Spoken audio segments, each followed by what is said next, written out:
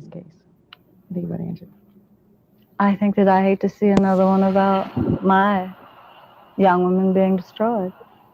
When Angela was arrested, they had a thing uptown. Her mother came, her sister was up there.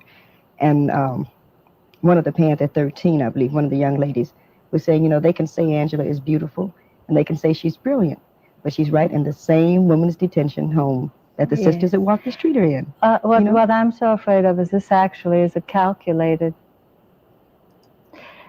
genocidal move in many instances, because the threat of this kind of strength that these young people have, which may not always be comparable to the kind that our ancestors had, is so positive and so fearless that it frightens people. And I don't want to see this continue, but sometimes I worry that it's a concentrated, thought-out effort to not have a young generation so strong and so beautiful. After Angela Davis. Good morning. Good everything. Good everything. Wow, that was a word. You do the doom scroll sometimes on Instagram. And hello, good everybody. Good everything, everybody. Good everybody. Yes, indeed. Thank y'all for being here on episode 250. Jesus, 250. 250 episodes. 250 divided by 5. That's 5 years then, huh? How'd that happen? Commitment, brilliance, lifelong journey, me, a lifelong journey of to sit in community and learn, and the people saying they wanted it and showing up every Saturday and then every Monday, Tuesday, Wednesday, Thursday, Friday, and Sunday for Knarrative, and then you've been brought in the serious universe. It feels like something is brewing. You cooking something, Professor Hunter? Something cooking? And I'm a good cook. My seasoning game is tight. Yeah. Okay. Tight. Yes, I am cooking. And they say you can't have many chefs, too many cooks spoil the. Not when you know what you're doing, not when you know how to move around the kitchen. Right. Stop using their dumb analogies, because yeah. So what moved you to bring our two sisters now, two ancestors, as of a couple of weeks ago, into this conversation this morning? Last week, of course, we spent some time in community with Nikki Giovanni, and then that popped up on my timeline. But it was the Lena Horne, because many of us look at Lena Horne. She was always on the cover of things, most beautiful, and Glinda the Good Witch, older, but she was not having it, and just her expression, and she called the thing a thing. She called it genocidal. I was like, she was radical, but then I'm like, no, people knew what it was. We're the only people with no memory, just forgot everything. But everybody, no matter how successful they were, understood. Black people, most people understood. Sammy Davis went to Satanism, so that was something else. We put him over there. He was like, I'm gonna worship Satan because I don't know what else to do. But if you were sitting in it, from Mahalia Jackson to, we can sit here all day and list people who had a lot to lose, but still stood in the gap and stood up for. And then also, Nikki Giovanni apparently was a journalist, in addition to being a poet. I said, she just talked to everybody and got, but the comfort that people had, I was like, that's the way forward. So and some of the, should we call it impudence of youth? In other words, I didn't know what I didn't know, but also talent, and also, which, again, reinforces not just the value, but the indispensability of what is being built here. An intergenerational environment where there were Black platforms of a very high standard, and people who said, come in here because we need your generation. And we're not trying to change you. We want you to be exactly who you are. And we want you to avail yourself of all of these things that we have learned. So when we see her there, Black Journal, we think about the great Tony Brown, still with us, an elder in advanced age, and in Virginia. Ellis Hazlett from Soul. They're not threats. This isn't a battle between the generations. It's, no, come on in here. No, you gotta be Nikki Giovanni. That's what we want you to be. And here's some other tools so that kind of thing can emerge. Who Where is that today, Prof? That kind of intergenerational people invited into a space, not by producers and owners who are saying, oh, you're a spectacle, you throw a football, you sing a song, and so you could be a journalist. I mean, where is that, as opposed to Black people coming in and saying, you're good, we want you to be you, and here's some other things, here's some tips. Oh, I see you do it all the time. The call screening we had yesterday, when Cassie was over, I think she was at POTUS down the hall at Sirius, and so there was a sister from New York, and so between the breaks I asked, how you doing? She said, I'm one of Karen's students. I started with her. I said, of course you are. Of course you are. All these, I mean, she was so good. I'm saying, but you do it. I mean, what's the secret?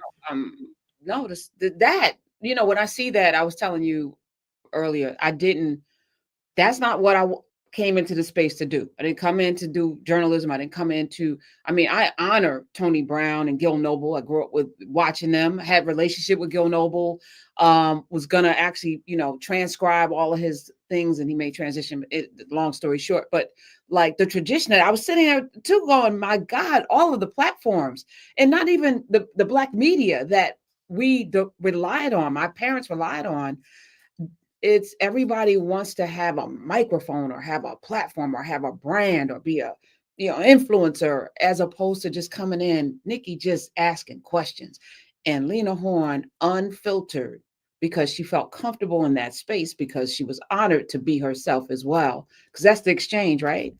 It's what we deign to do on Urban View, but we don't own Sirius XM.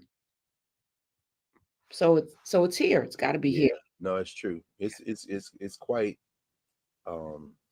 it's quite an experience to be in a space where you've put us, and you come out of the studio and you look in one direction and you see this huge channel with all these investments, and you look across the hall and here come Nikki Haley doing her show and all the bells and whistles coming in, and you look around the corner and all these people, you know. And then, you know, last week when we were coming out one morning, ran into Katia Stitt, who is the general manager of WPFW Pacifica Station, because they're using space there. But just the physical facilities, just the resources, and then to think about the fact that from that clip you played, we didn't have a lot of resources, but what we had was the human resources, and those human resources endure.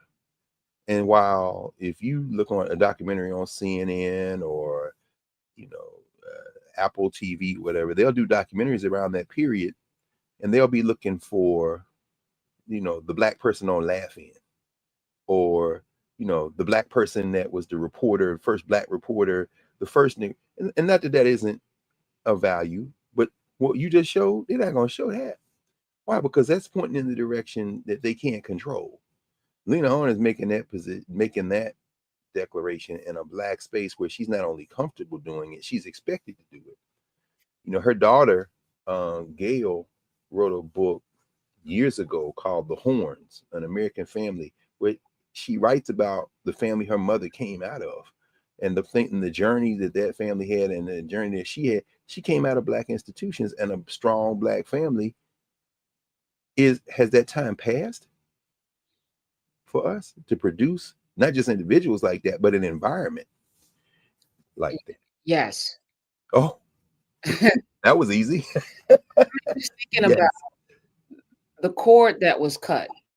You know, there's such a separation, you know, and I felt like my responsibility in this space was to try to weave it back together.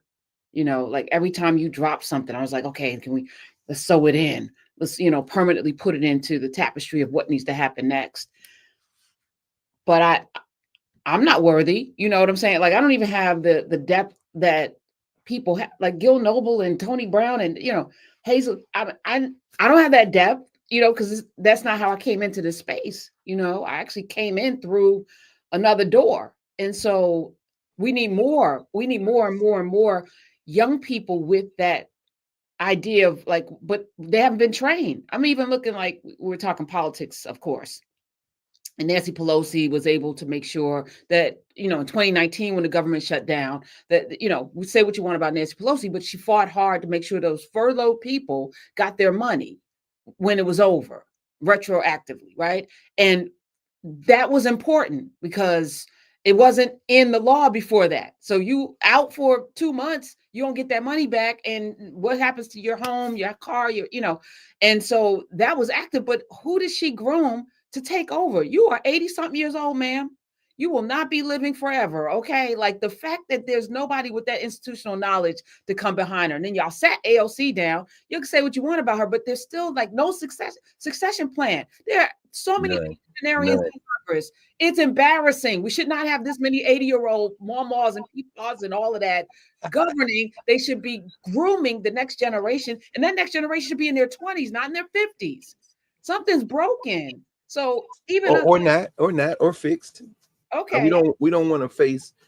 Well, we do, but this system, this social structure doesn't want to face white nationalism. It doesn't want to face white supremacy because it is white nationalism. That's closest to white nationalism, and it's okay. But it's unsustainable. We're talking about it is. It is 7% of the world population built on a house of cards because race doesn't exist. So you created a power structure that would always be dominated by the people because it doesn't exist. Whiteness is not a thing. You made it up, and then you built your whole empire on it. It's got to crumble. Yeah. Well, I mean, people don't believe that. They won't believe it until the pain hits them. And imagine, and again, I'll just use the allegory without getting into the historical accuracy or inaccuracy. It doesn't matter because it's an allegory. It's a way of knowing. Imagine if Noah had simply, after receiving word that there was going to be a flood, imagine if Noah had spent the intervening time trying to convince people to help him build an ark. Everybody would have drowned. So building an ark, there's a reason why Amiri Baraka and Amina Baraka and that whole committee for a unified Newark and the elders that remained here who remember quite well, not only the 1960s, but the 50s and for some of them the 40s. The reason why they referred to Newark as New Ark, following behind the cultural meaning making of the great Leroy Jones, Amiri Baraka. New Ark. You build an ark. You don't build an ark by getting everybody out there to bring wood, you build an ark by getting your team that's clear, that trusts you, and building an ark. And the flood is here. The flood is here. And the idea, we saw the white nationalist, the punk governor of Missouri, Mike Parsons, commute the sentence of another killer, this Kansas City police detective who will be nameless this afternoon, whenever you're watching this, because he is absolutely irrelevant to art building. A killer, a liar, not by dint of opinion, but by dint of conviction. But Mike Parson, who's a white nationalist, said, "This is my white nationalist brother, so I have to help him." And so he did. He did yesterday, and I saw something probably posted on social media. You said they just taking the hoods off now. So we are in a season that should be very clarifying. It won't be. Wait, in that governor, didn't he make sure that the black man, again, I just say it again, Dr. Carr. So last year was it Marcellus? Yes, Brother Khalifa, right. Oh yeah, he got to die. Right. So I got to make this point. There's nothing I can do that man, even though there's evidence that he did not commit this crime. He got executed in that same state. That's right. This man commuted the sentence for a person that on record lynched somebody, a black person. Yeah. Police officer who was sworn to protect and serve humanity lynched a black person, and he gets his sentence commuted. Yeah. Well, I mean, the beautiful thing about that is that it takes us one step closer for some of us. The tragic thing is not enough, but the beautiful thing is to understand where we are as opposed to where we would like to be. There is no police officer. There's no officer of the law in the United States of America, and for the most part around the world, whose sworn duty is to protect the rest of us.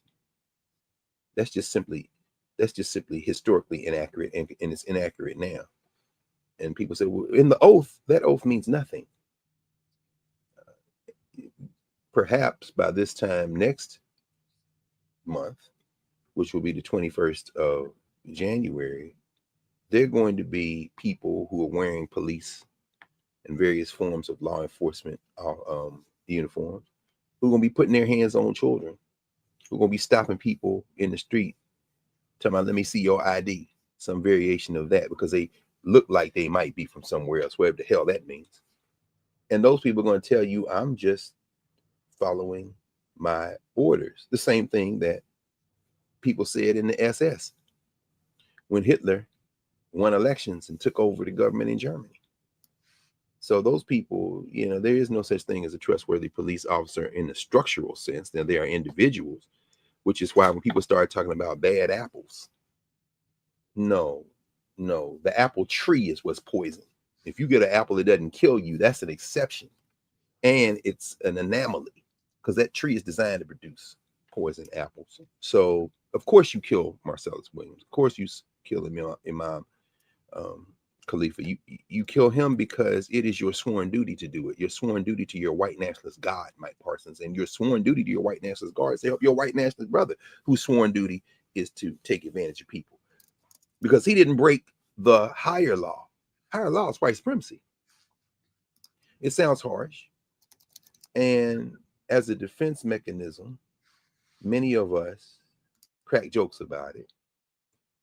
And, kiki and say, but deep in our hearts, we know it's true. And guess who else knows it's true? They know it's true. And at this juncture, they're so emboldened. Shout out to Elon Musk's white nationalist apartheid mother. We are at a point now where they feel very comfortable, so much so that, let me see if I can find, I don't know. Actually, I don't know. I don't think so. Yeah, I'll mention it from memory. We're at a juncture now where they are again comfortable. We say, we haven't seen anything like this before. We've absolutely seen exactly this thing before. Different modality, same relationship. Somebody put their hands on us in Africa, and that's why we're having this conversation 3 centuries later in English. Let's be very clear about that. So we have seen this before. So that was slavery. Okay, well then let's come forward then to the 20th century, when you could lynch someone in a police uniform and get the rest of your white nationalist friends to come join you. As you mentioned about a month ago, the book, The Barn. And once you do it, you sit some of your friends in the jury box and make sure that you go with God, white boys. Great job. In fact, we're done with the acquittal, right? Okay, Life magazine wants to talk. But hey, you charge them now. Okay. And those guys that killed Emmett Till got a check for bragging about it. And the white nationalist publication Life magazine published it. And they can hide behind, we wanted the truth to come out. No, you're white nationalists too. Because you sold magazines on the body of a 14-year-old boy coming down south to visit his cousins and his great uncle. And he was killed. The white nationalists had killed him, as is the duty of all white nationalists. Were protected by their white nationalist friends and family. And then you, a white nationalist publication, paid those white nationalists and then told the story, which is why I have a copy of Tim Tyson's book, The Blood of Emmett Till. Of course I do, because it's my responsibility in many ways, if I call myself a listener, a teacher, a reader, to read, to be in conversation with these things.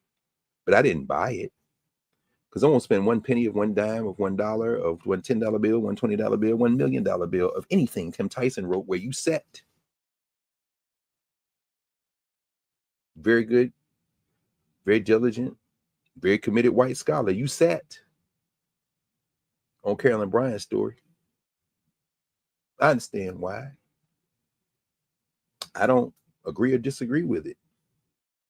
But you'll starve before you feed yourself with a penny I paid on a book that you got some money from. And I'm not mad at you, because I understand it's very difficult to be a John Brown, because you pay for it. You pay for it with your whiteness because you've disabused yourself of the illusion, and ultimately you pay for it with your life. You know, I was on the way to the city yesterday. We're going to talk a little bit about that in this conversation we're having, number 250, which, you know, is really quite something when we think about it. There's another white scholar who, Lisa McLeod, who just published a book, and I'm gonna mention a few books between this week and next week as we kind of close out the year of the calendar year of books from 2024, and I'll mention some today. But this is a book that just came out. It's called Unveiling the Color Line, W.E.B. Du Bois and the Problem of Whiteness, Lisa McLeod.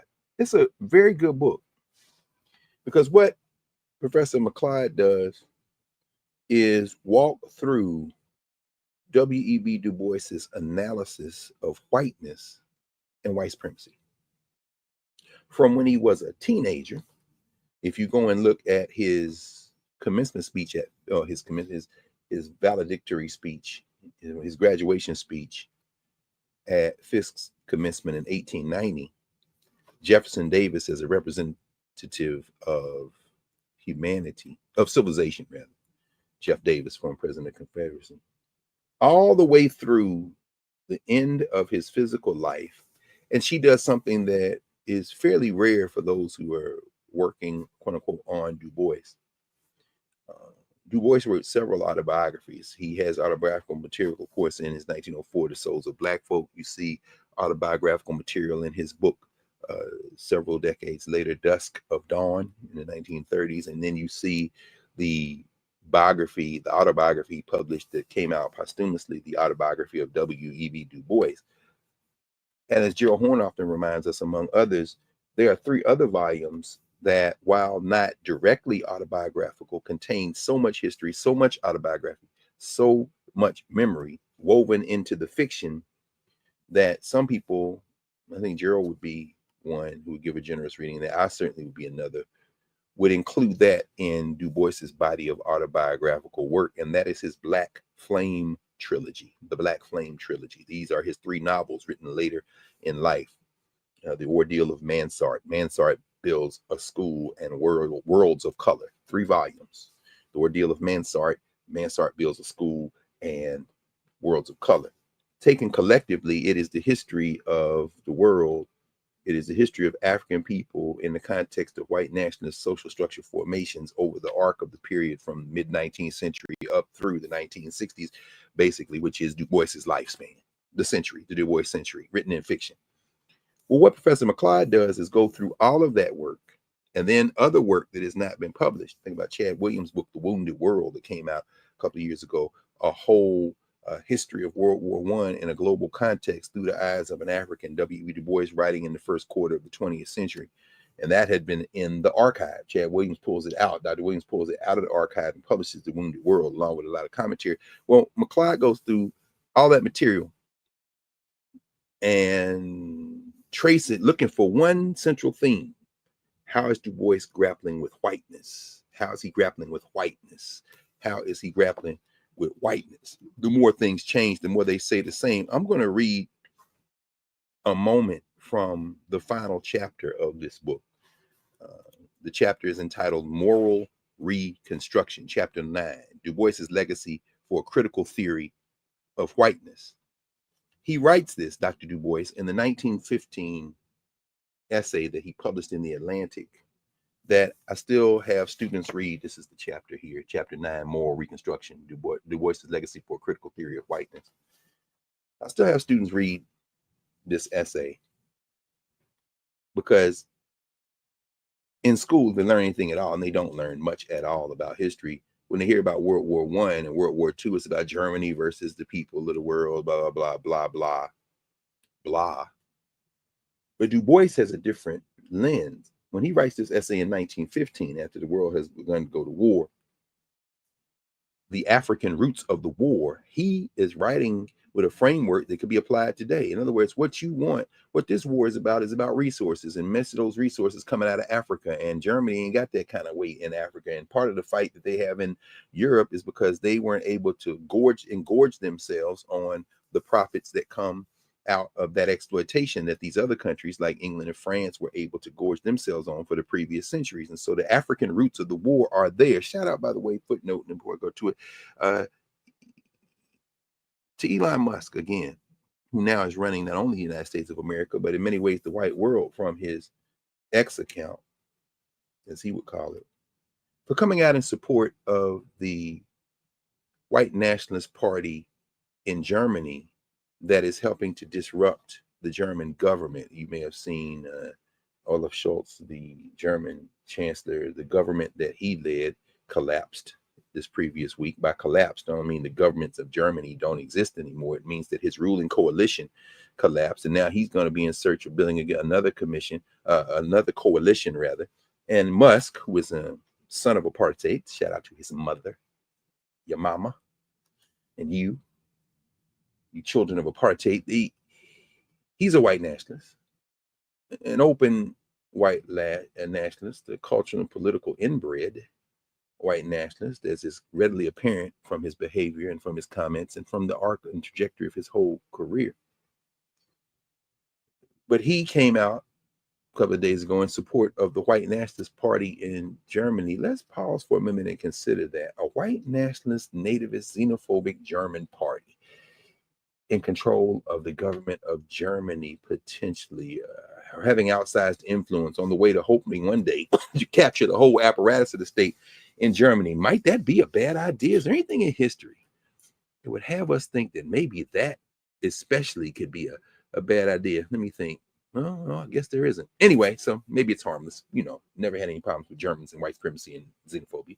So back out of the footnote into the point. Du Bois is writing in 1915 about the African roots of the war. And what Professor McLeod does at the beginning of chapter 9 of Moral Reconstruction, Du Bois's Legacy for a Critical Theory of Whiteness, she quotes from the African roots of war. This is the epigraph. She says, how can love of humanity, she quotes Du Bois. Du Bois writes from the African roots of the war in 1915. He says, how can love of humanity appeal as a motive to nations whose love of luxury is built on the inhuman exploitation of human beings, and who, especially in recent years, have been taught to regard these human beings as inhuman? There it is right there, even as Jeff Bezos joined Elon Musk with their feet under Donald Trump's table at Mar-a-Lago on Wednesday night.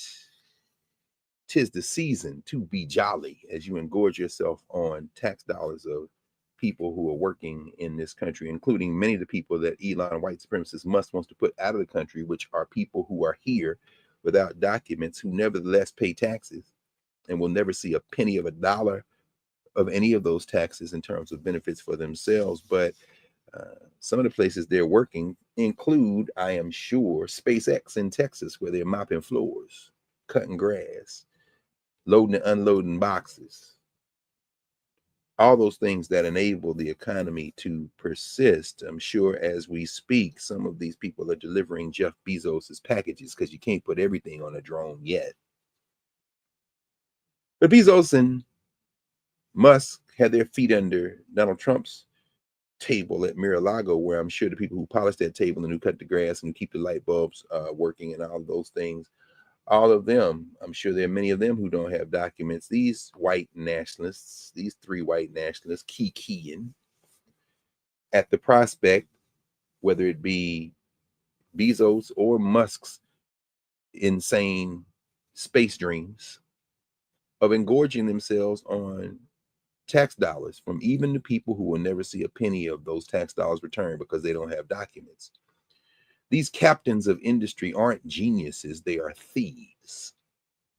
And what Du Bois is saying in 1915, which is why Lisa McLeod's book is very good, because she traces the arc of this. He's saying that, it is class, it's a capitalist system, it's going to collapse in on itself, but never forget that the heart of this capitalist iteration is whiteness.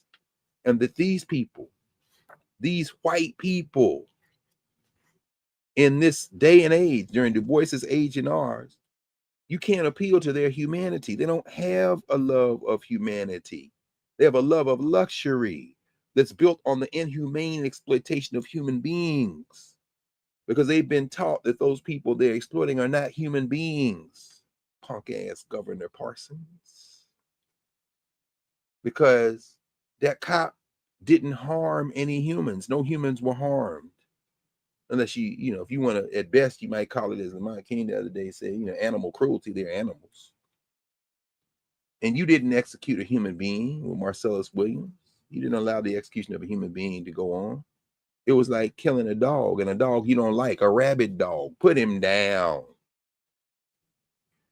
If you don't think this is true, come on in Monday night. Let's talk about it on office hours. I'd like to be dissuaded, but after 59 years of life, and after the great balance of all of my adult life spent reading and in conversation, and most of that life spent in teaching and in conversation, I've seen nothing yet to disabuse myself of that notion. And when I see a white scholar like Professor Lisa McLeod say at the end of this book that Du Bois critiqued whiteness, understood whiteness without removing white people from humanity, I think of James Baldwin. And therein lies the glimmer of hope that people can change, at least the prompt for it, because the ultimate change, as Lisa McLeod says here, is that white people will have to give up whiteness. And she says everybody can't be John Brown, Tim Tyson. Everybody can't be the person who rejects their whiteness and in doing so puts themselves in harm's way. Not because they became black, but because they chose humanity, our common humanity, over their whiteness. But that's not the quote I wanted to read. This is where, at the end of this chapter, which I started there with, this is what she says. She says, "It is no surprise that Du Bois's work to make whiteness visible has become the foundation from which more recent theorists and activists have conceived and critiqued whiteness. Every theorist I mentioned in this chapter has continued his work of delineating the problem of white racial identity. With Rodriguez," and she's speaking here about Dylan Rodriguez, who wrote a very interesting book called White Reconstruction. With Rodriguez, who models his own thinking directly on Du Bois's Black Reconstruction, offering especially complex and illuminating arguments, clearly Du Bois's writings still resonate, and in many cases, they surpass newer examinations of whiteness. His insight, analytical skills, and compassion allowed him to lay bare the crimes of whiteness while continuing to recognize the humanity of white people. Given the length of his career, his books offer a breadth and depth that are unmatched. We still have a great deal to learn from him. And that's true. I thought it was interesting that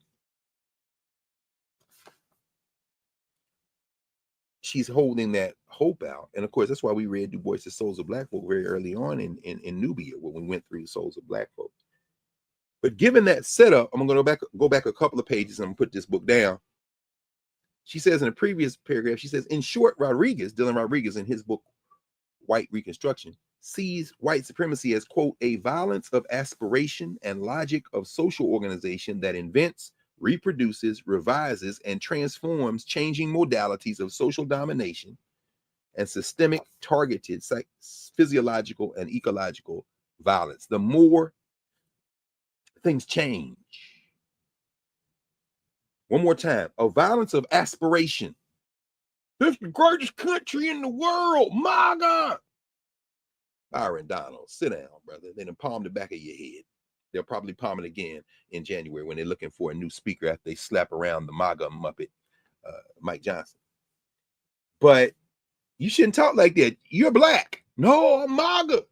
Sorry, Byron. I'm sorry. I shouldn't do a Southern accent for Byron Donald's. Byron Donald's accent is, wait, what is Byron Donald's accent? When he showed up at Florida A&M, it was Jamaican. He's from New York. And now, anyway, I'm not sure. It doesn't matter. The point is this. Dylan Rodriguez says, white supremacy is a violence of aspiration. A violence of aspiration. We're better than that. I'm sorry, Elijah Cummings. You're a black man too, and you know better than that. But you're saying that because You aspire for the United States of America to be something that it isn't. However, your aspiration is rooted in a larger social structure aspiration of whiteness that can never be displaced, not by appealing to it, because you are not human, sir. This is why Mitch McConnell and that t-shirtless wearing Jim Jordan can show up at your funeral in Maryland, because we all kiki. If a white nationalist show up at my funeral and y'all hear my voice, somebody's there, y'all usher that MF out before I get up out that box and have a talk with you in front of everybody. Now it's going to sound as I rip the stitches out of my closed mouth, but what it's going to be translated as, I don't play the kiki. Okay? You kiki in the street when you have to, but at certain moments you don't. These two white nationalists showed up at this man's funeral because Elijah Cummings, among other things, was civil to them. No reason not to be civil, but let's be very clear about the game that is being played, because in those private governance structure moments, in those governance moments, we all are very clear about it. We don't bring those moments into public often, but that awful day is coming for white supremacy. It is unsustainable. Dylan Rodriguez, one more time, as a violence of aspiration and logic of social organization. Logic of social organization, meaning the institutions that we rely on, whether it be the Department of Motor Vehicles or the Social Security Office, whether it be the entrance to a museum or a prison, whether it be the schoolhouse or the jailhouse, all these logics of social organization keep the hierarchy going. White supremacy is a violence of aspiration and logic of social organization that invents, reproduces, revises, and transforms changing modalities of social domination. Invents.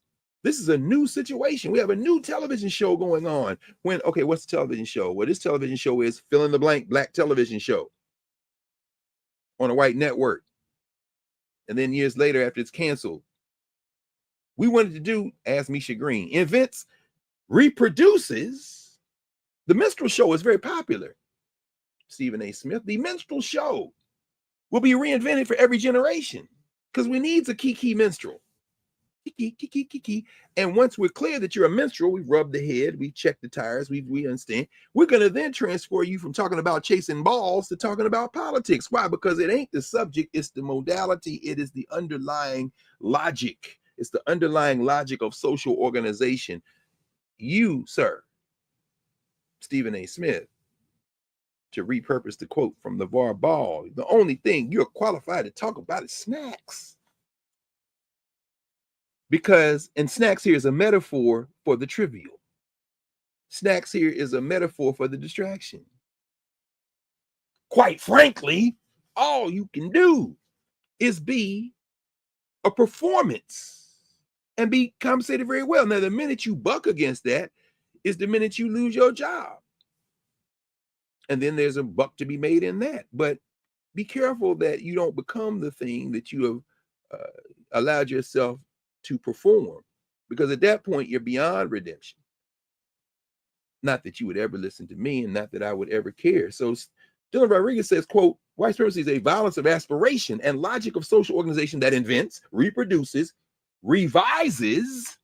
We're going to talk about revision in a minute in relation to a couple of museum exhibits I've been to in the past week, in this period when I can center 24 hours a day the work that gets often pushed to the periphery other times of year, and transforms.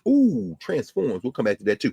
Changing modalities of social domination and systemic targeted physiological and ecological violence. Physiological violence, kill Marcellus Williams, you killing everybody. Psychological violence, you let the lyncher go to make a point. Not enough people came out in Missouri to make sure white nationalist wasn't the governor. So once the governor's in, I'm going to run a Boston on y'all asses. This is the Klansman. He is my brother. Go with God. Who going to check me, boo? Both parties were the same. Them Negroes ain't going to check you. They too busy playing video games and arguing in social media over some other trivial or insignificant issue. Going to wind this up. Now back to Lisa McLeod, who then writes after this quote, she says, because white supremacy is never an accurate characterization of any underlying physiological or metaphysical superiority, it ain't evidence of the reality, as you say, Pra. white being creates and mandates a wider array of constructions that support this aspiration. Echoing Du Bois's claim that Black humanity was briefly recognized after the Civil War, Reconstruction, a conflict in which Black men were willing and able to kill others.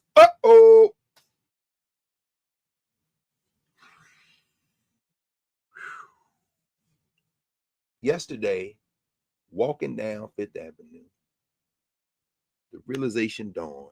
I was around the corner from the Hilton. That's where the CEO of United Health was killed. And you walking through Manhattan late at night on a day in the week before Christmas, and it's lit up like a Christmas tree. You know, not too far from Trump Tower. All the lights are up. You see the people shopping. You see the ridiculous amount of money being spent.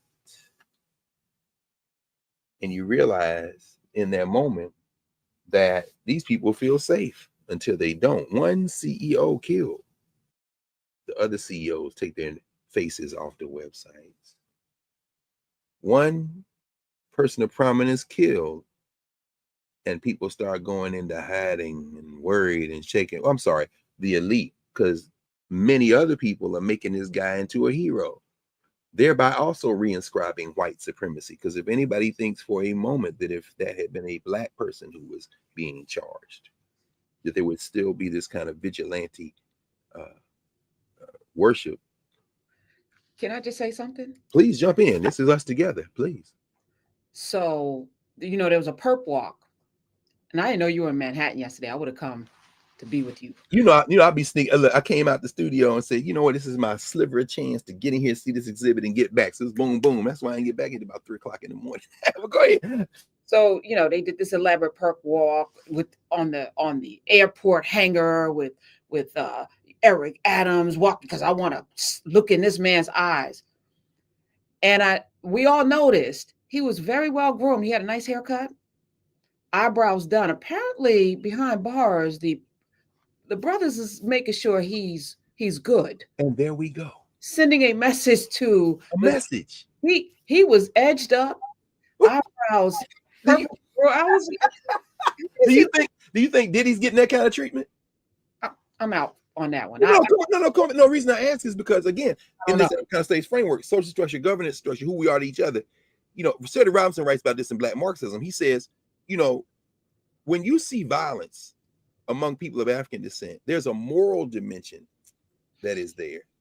And the question of why didn't more Black people kill white people during slavery, and we did kill a lot, but why didn't he said there's a moral thing here. Fast forward to now. Diddy's crimes or alleged crimes don't satisfy the moral standard.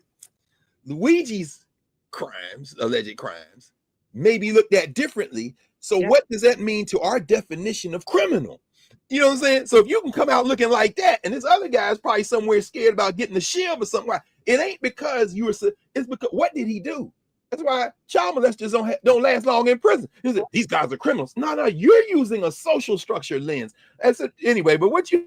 So I also want to ask, like, so we have a felon in office now. Facts. So it's a difficult thing. We have to twist ourselves into a pretzel to make it make sense for our children. Right and wrong, you know, don't do this, do that. And then, but mommy, but daddy, president. It's like, so we have to now be hypocrites and lie to our children about it? Or do we have to change something to make it line up and make it right? Because right now it's not right. It's not right. Didn't feel right. It's even hard for me to have these conversations about right and wrong when we have a felon and somebody that was convicted of sexual assault on like even the judge said, you know, I know ABC capitulated. You're cowards, because the standard is the standard. George said what he said based on the law, but y'all out here scared. And so we're either going to have a moral compass or we will not. And if we're not, it's going to devolve into even more chaos, because we've already experienced the chaos. You know, Black folk have already experienced the duopoly, you know, this kind of both sides of how things are done here. But this is a strange period that we're in, Dr. Carr. It's gonna take something. But as you say, we've always kind of sat in this space of like right and wrong. Yeah. We don't do what they do. Your mama would tell you, just because Mama. you can't do what they do. You can't do what they do. But it wasn't because of the law, it was because of who we are. That's right.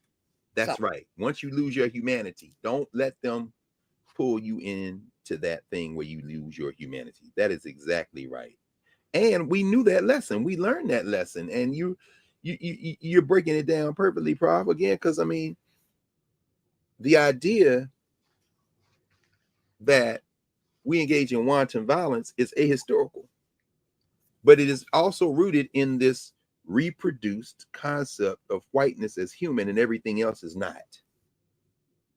So you say Africa, immediately you think of violences. That's not the case.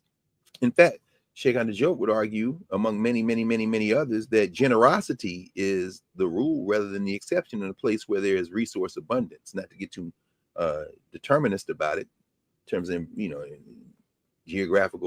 geography is destiny, but let's be very clear. Let's be very clear on, as we're having this conversation that will play out over the arc of the week and then bleed into Kwanzaa near the end of the week, and Umoja, Unity, on December 26th, with a little ritual preceding it by a day. But here we are in this initial iteration on the 21st of December, and just after 4 o'clock this morning Eastern time, we passed the inflection point for the moment when the northern hemisphere of the earth is the farthest tilted away from the sun, known as the solstice. So even as we are having this conversation right now, the days are getting longer, incrementally longer. The sun triumphs, the day triumphs over the night. Metaphors that, of course, will become that much more important when we reach the moment when day and night are of equal length, and ultimately the day begins to exceed the night in terms of minutes and then hours of time, around the season that we refer to as Easter, the birth of the sun in December, the rebirth of the sun, March and April. So, I mean, the idea of religion as metaphors, ways of knowing as metaphors for deeper forces is there.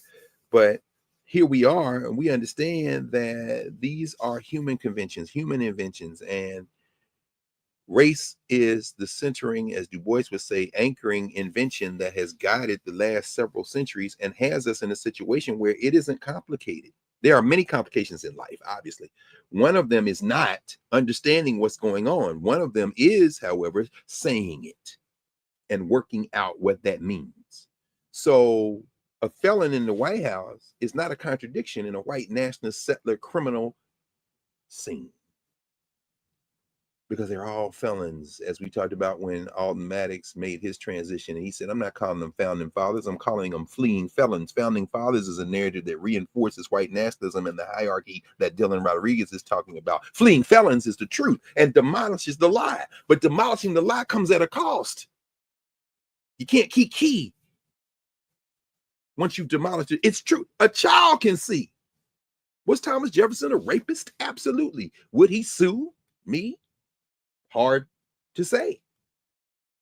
You wouldn't even read Ben Banneker's letters there when he wrote you. This scientist said, what you think about this? You were so shook, son. You sent the letters to somebody else, TJ, but it didn't stop you from sticking your hands in the pants of Sally Hemings. Is that rape? Can you rape property? Or as the Mind King says, animal cruelty, because you clearly see her as an animal, but you want to pretend like y'all was in love. That's not the only crime. The crime then, to quote Dylan Rodriguez again, is reproduced, revised, invented, and transformed when centuries later you make a movie about it and figure out a way to make it a love story. The more things change. And then if you go to the movie and say that's some bullshit, he raped her, you get beat up by black people and say, why does everything gotta be about race? Can't it just be about, yeah, sure, she was a slave, but they fell in love. The more things change.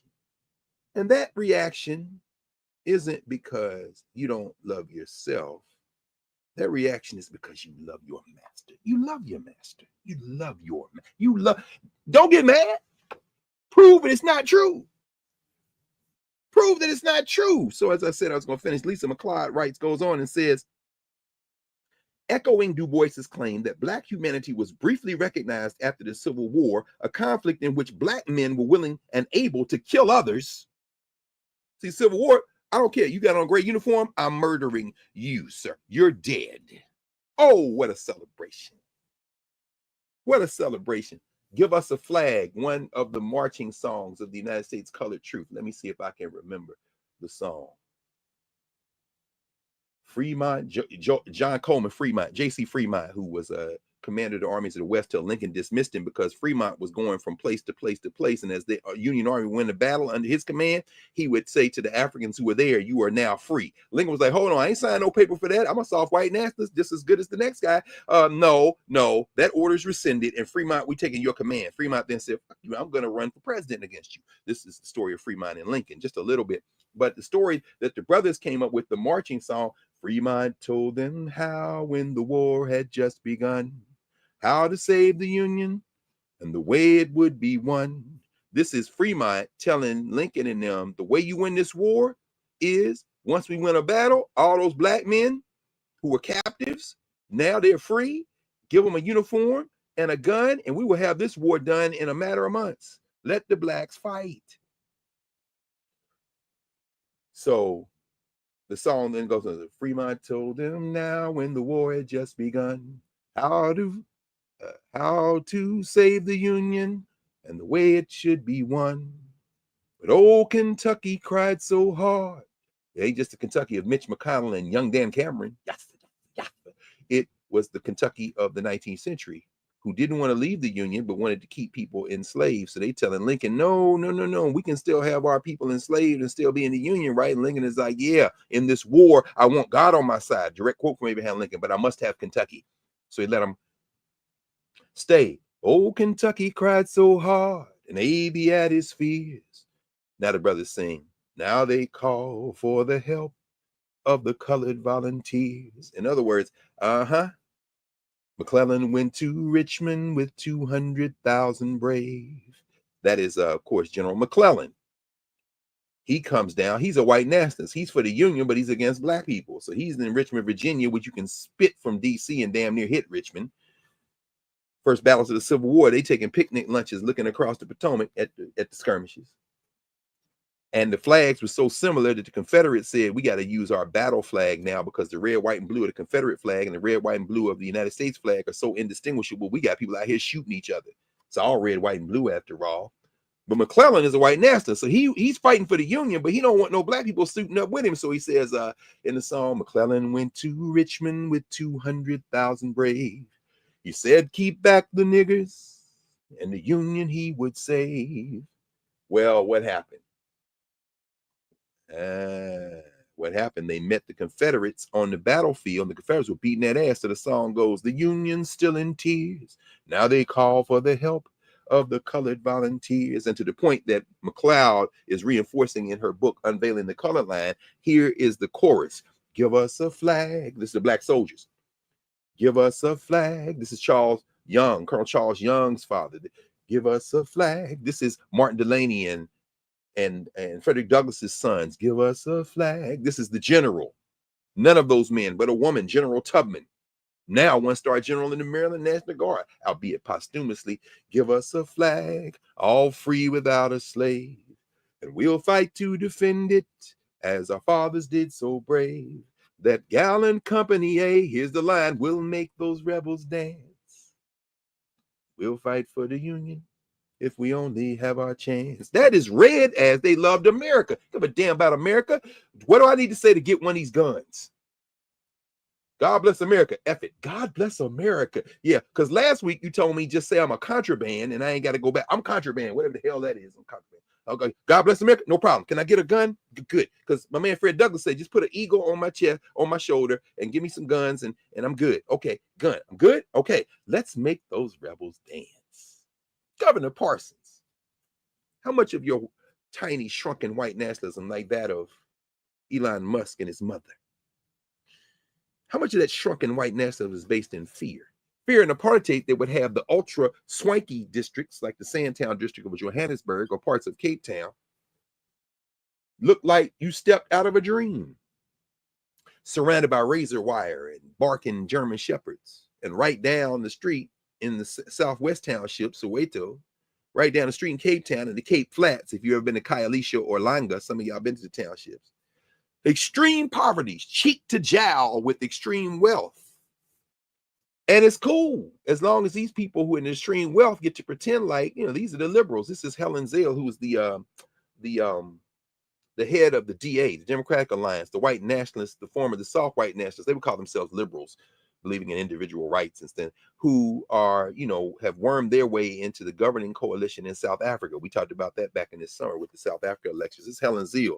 I was reading in the Financial Times a couple of weeks ago. They do the lunch thing every weekend, lunch with, and they put an influencer there. Helen Zille was there, grew up in South Africa, you know, hated racism, hated, you know, white liberal, you know how that works. We read Where Do We Go From Here? Chaos Our Community, where Dr. King talks about the white liberal. But Zille, they were having lunch, and the reporter for the Financial Times, the African reporter, got to pick the restaurant in Cape Town. So of course this man picked a place where there were no black people in Cape Town. And they sitting there eating, and they complained about the food in the article. But my point is, it's an all-white place in South Africa. Apartheid continues. Helen Zille will tell you, I fought against apartheid, but now I'm fighting against the ANC because we got to have open markets and free markets. You can't nationalize. You're a soft white nationalist too. You can be a white nationalist and a liberal. In fact, that's what Martin Luther King says, the worst kind. It ain't the Eric Parsons. It's the people who would say, hey, you progressives, you can't get too far beyond the Democratic Party. We're still shooting ourselves in the foot or strangling ourselves, and we can't let this thing burst out. And with all due respect to the one-time history teacher and long-time legislator, James riding with Biden, Clyburn of South Carolina, you know, was clobbering in Joe Biden's ear, as he said this week when he was talking to the Democratic National Committee, was clobbering in Biden's ear. Well, it was clobbering in everybody's ear in South Carolina and said, we're riding with Biden. You got to stop Bernie Sanders, which gets Biden the boost he needed to get the nomination in the first place to become president. And then it's Clyburn who was in Biden's ear to say, put Jamie Harrison in charge of the DNC.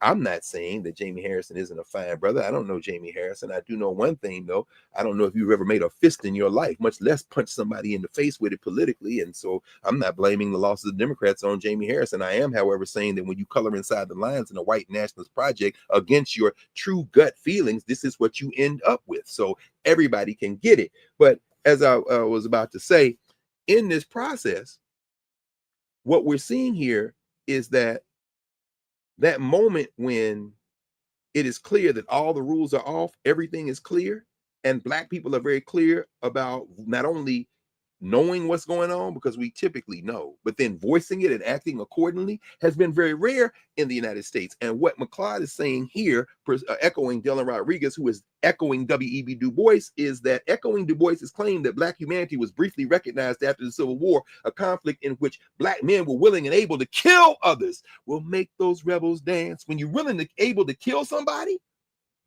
and it's not contained to the Cape Flats or Soweto, but it's now over that fence in your house, which was always the fear in South Africa, which allows Helen Zille and them to build the Democratic Alliance in the first place. When it happens to a white person at the hands of another white person in the middle of the day in Midtown Manhattan, in the swanky district, where they're singing the Christmas carols and spending hundreds of thousands and millions of dollars on useless presents, when it happens like that, they get scared. One CEO is killed. Imagine if it were 5. I'm not advocating for violence at all, because that day is clearly past. The only people we kill is each other. Coming back to the quote, because it makes me think of Amos Wilson, Black on Black Violence in Service of White Domination, a book that Amos Wilson wrote that is very important. I'll read this sentence all the way through and just not stop this time. Echoing Du Bois's claim that black humanity was briefly recognized after the Civil War, a conflict in which black men were willing and able to kill others, Rodriguez quotes the scholar Sylvia Wynter's proposition that white supremacy requires, here's the line, requires black folk to commit violence on themselves to appear more human.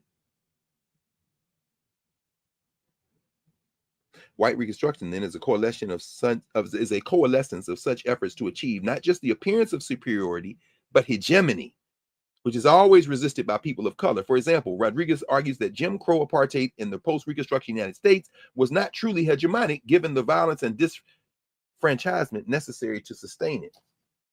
The point is, you kill each other, it proves, it reinforces the idea, see, they're not human.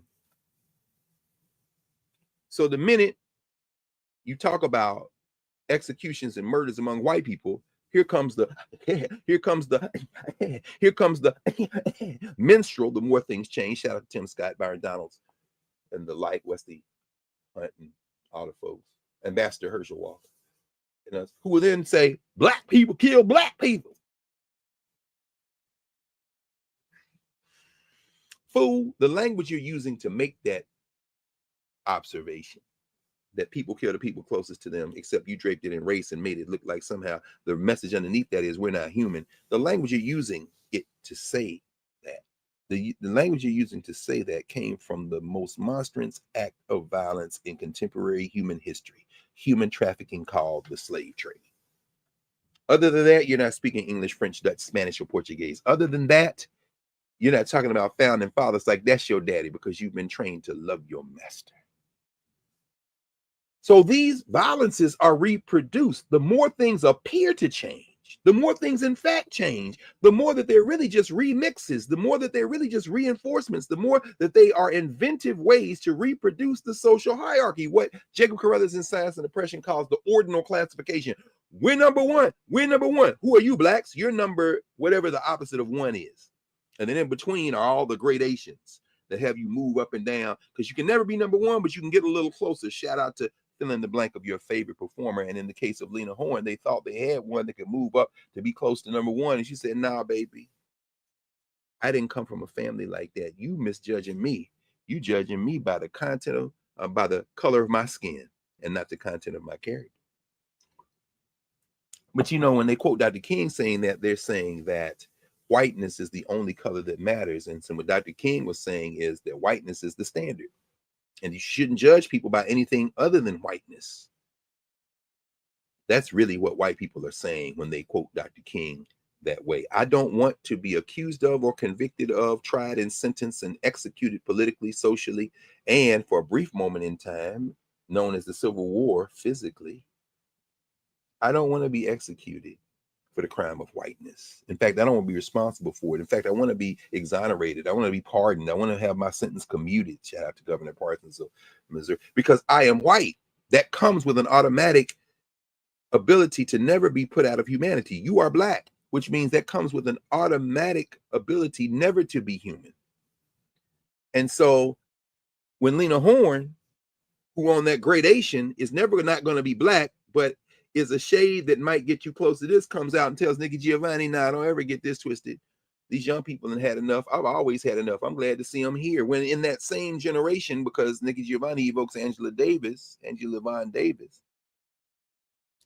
When in that same generation, a little younger, but contemporary enough, Aretha Franklin says, I'll pay Angela Davis's bail. And I'm sorry, Black Panthers, that I can't come to the fundraiser for her, but I'm sending you a check signed Queen Mother of Soul, not Queen of Soul, like Billboard and Rolling Stone and would say, no, Queen Mother of Soul, a governance phrase. This is who we are to each other. And I'll write the check. They can't cancel me. If push comes to absolute shove, I can always go back to New Bethel in Detroit, because I come from an institution that doesn't rely on the kindness of whites. You can't cancel me. And if you try to cancel me, you might even mess up your record company at this point. In other words, I have clout that has been accrued because of my integrity. My people don't judge me by the color of my skin, light skin, dark skin. They judge me by the content of my character. Careful, Stephen A. Because whatever money you get from your master, once you've crossed that Rubicon, and that awful day comes when they cast you out of heaven and you're rooting around to be black as hell, if the content of your character has traversed the line, brother, the governance formation not going to welcome you, or at least they'll bring you back in, if anything, because we don't ever really truly cast anybody out of their humanity. It takes break. We'll cast you in by making you a clown. I guess that's already happening on social media, but yeah, I think probably they may even be animating the kind of defensive posture that you have. Not that you'll ever listen to this, and not that I care. So the more things change, the more you see this reproduction. 2024 is ending. with intensifying nationalist and populist movements all over the world, capturing more and more electorates and elected officials in key countries around the world. We see it in Germany with this collapse. We see it in France with Macron, who was out there reunion, this island that the French have colonized, and he's out there with these black people, chiefly black women. Y'all probably saw this clip going around. It was a typhoon. Here's this French colony, protectorate, whatever the hell you want to describe it as. They got these people subjugated, and they saying to this guy, hey man, you supposed to be responsible for the government. Where's the infrastructure? And he's out there talking with them, arguing with them, pleading with these black people. Those are black people that France is claiming as French, and they are suffering widely today. We talking about the government shut down the United States. These people lost their lives because of the water. But all of these places, the French government collapsed. In Canada, the Prime Minister of Canada, Trudeau, his government teetering after a key resignation. Trump talking about tariffs. So he runs down to Mar-a-Lago. Please, please, please, please. And even though somebody else in the cabinet's like, we'll cut off y'all energy in the wintertime. What about that? Hey, man, let me go down to Mar-a-Lago. Meanwhile, Claudia Sheinbaum in Mexico is like, I got 5 fingers on his hand. 5, 4, 3, 2, 1. You want to dance this dance with me, you soft white nationalists? And now, of course, they can't even wait for January. White nationalists are attacking each other as we speak, although they did pass a resolution last night to keep the government funded through March. But in the United States, with all this stuff going on around the world, the Republican Party is no different. It's no exception. It's intensifying battles between the oligarchs, the Trumps, and the Musks and them tweeting from his toilet at 4 a.m. this week, saying don't pass this bill. And the policymakers, like Chip Roy and them out of Texas, like, we ain't voting for another penny to be added to the debt. We don't care. Oh, the white nationalist battle is going to be incredible. Jasmine Crockett says she's going to sit back and sip her tea. People going to eat popcorn. My thing is, that's cool. Just realize that a lot of us are going to be harmed in the middle of this, and it's going to be problematic. And I know y'all step up when you need to, like you did last night. But the point is this. They about to have internecine white nationalist conflict. Now, if Marjorie Taylor Greene and what's that Looney Tune out of Colorado, Lauren Bobo, if they want to fight on the floor of the United States House of Representatives, I'm all for it. I know enough to kiki for a minute and then continue to work. Now I get pulled off my square, but what we're seeing is that it's a preview of what's in store for 2025. Next week, when we kind of wrap up the year, we'll talk some more about these things. But in the meantime, the global social structure is moving inexorably toward an increasingly multipolar world system, meaning that regardless of how we analyze it politically, as we look at it, the social structure is changing. There was an article in the New York Times this past week, Thomas Friedman, who was kind of like one of the journalists for Empire, who kind of writes about this stuff, the world is flat, blah, blah, blah, blah, blah. He's writing about, he just came back from China. He said, I was shook, man. They got the bullet train. Like, it would be like going from New York to Chicago in 4.5 hours. And he said, you could set a dime on the ledge of the windowsill on this train, half off the ledge. And once you get it balanced to stay there, you take off from New York, you get to Chicago, it's still going to be there. If you try that on a Acela or any Amtrak train, the dime is going to fall off the minute you put it there. And if you balance it, as soon as it lurches, it's going to fall, which means in the first 2 seconds. In China, from beginning to end, the dime stays there. That's how smooth the rails are. And they going so fast, you can go from New York to Chicago in 4.5 hours on a train. And so he's saying they are building these huge factories, and he explained to the reading public what a dark factory is. I was telling them this week on Sirius one morning. The morning after I read the article, I was explaining, a dark factory is a factory where there ain't no humans.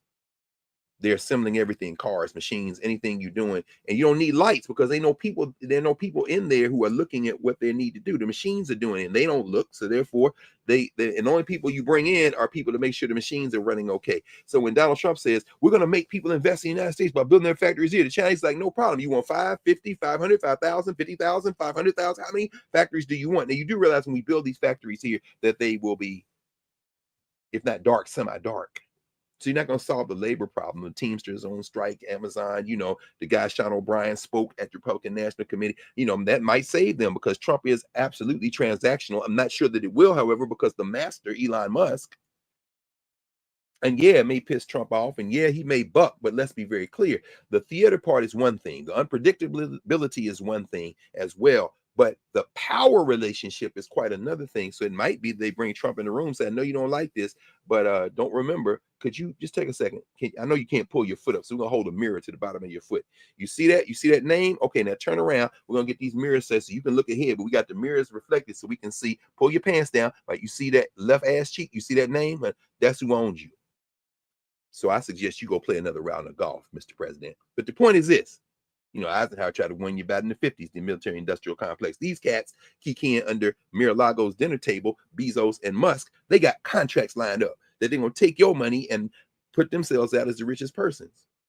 Sometimes there are unintended consequences. Relationships come and go. Mackenzie Scott gave out another several $billion this week.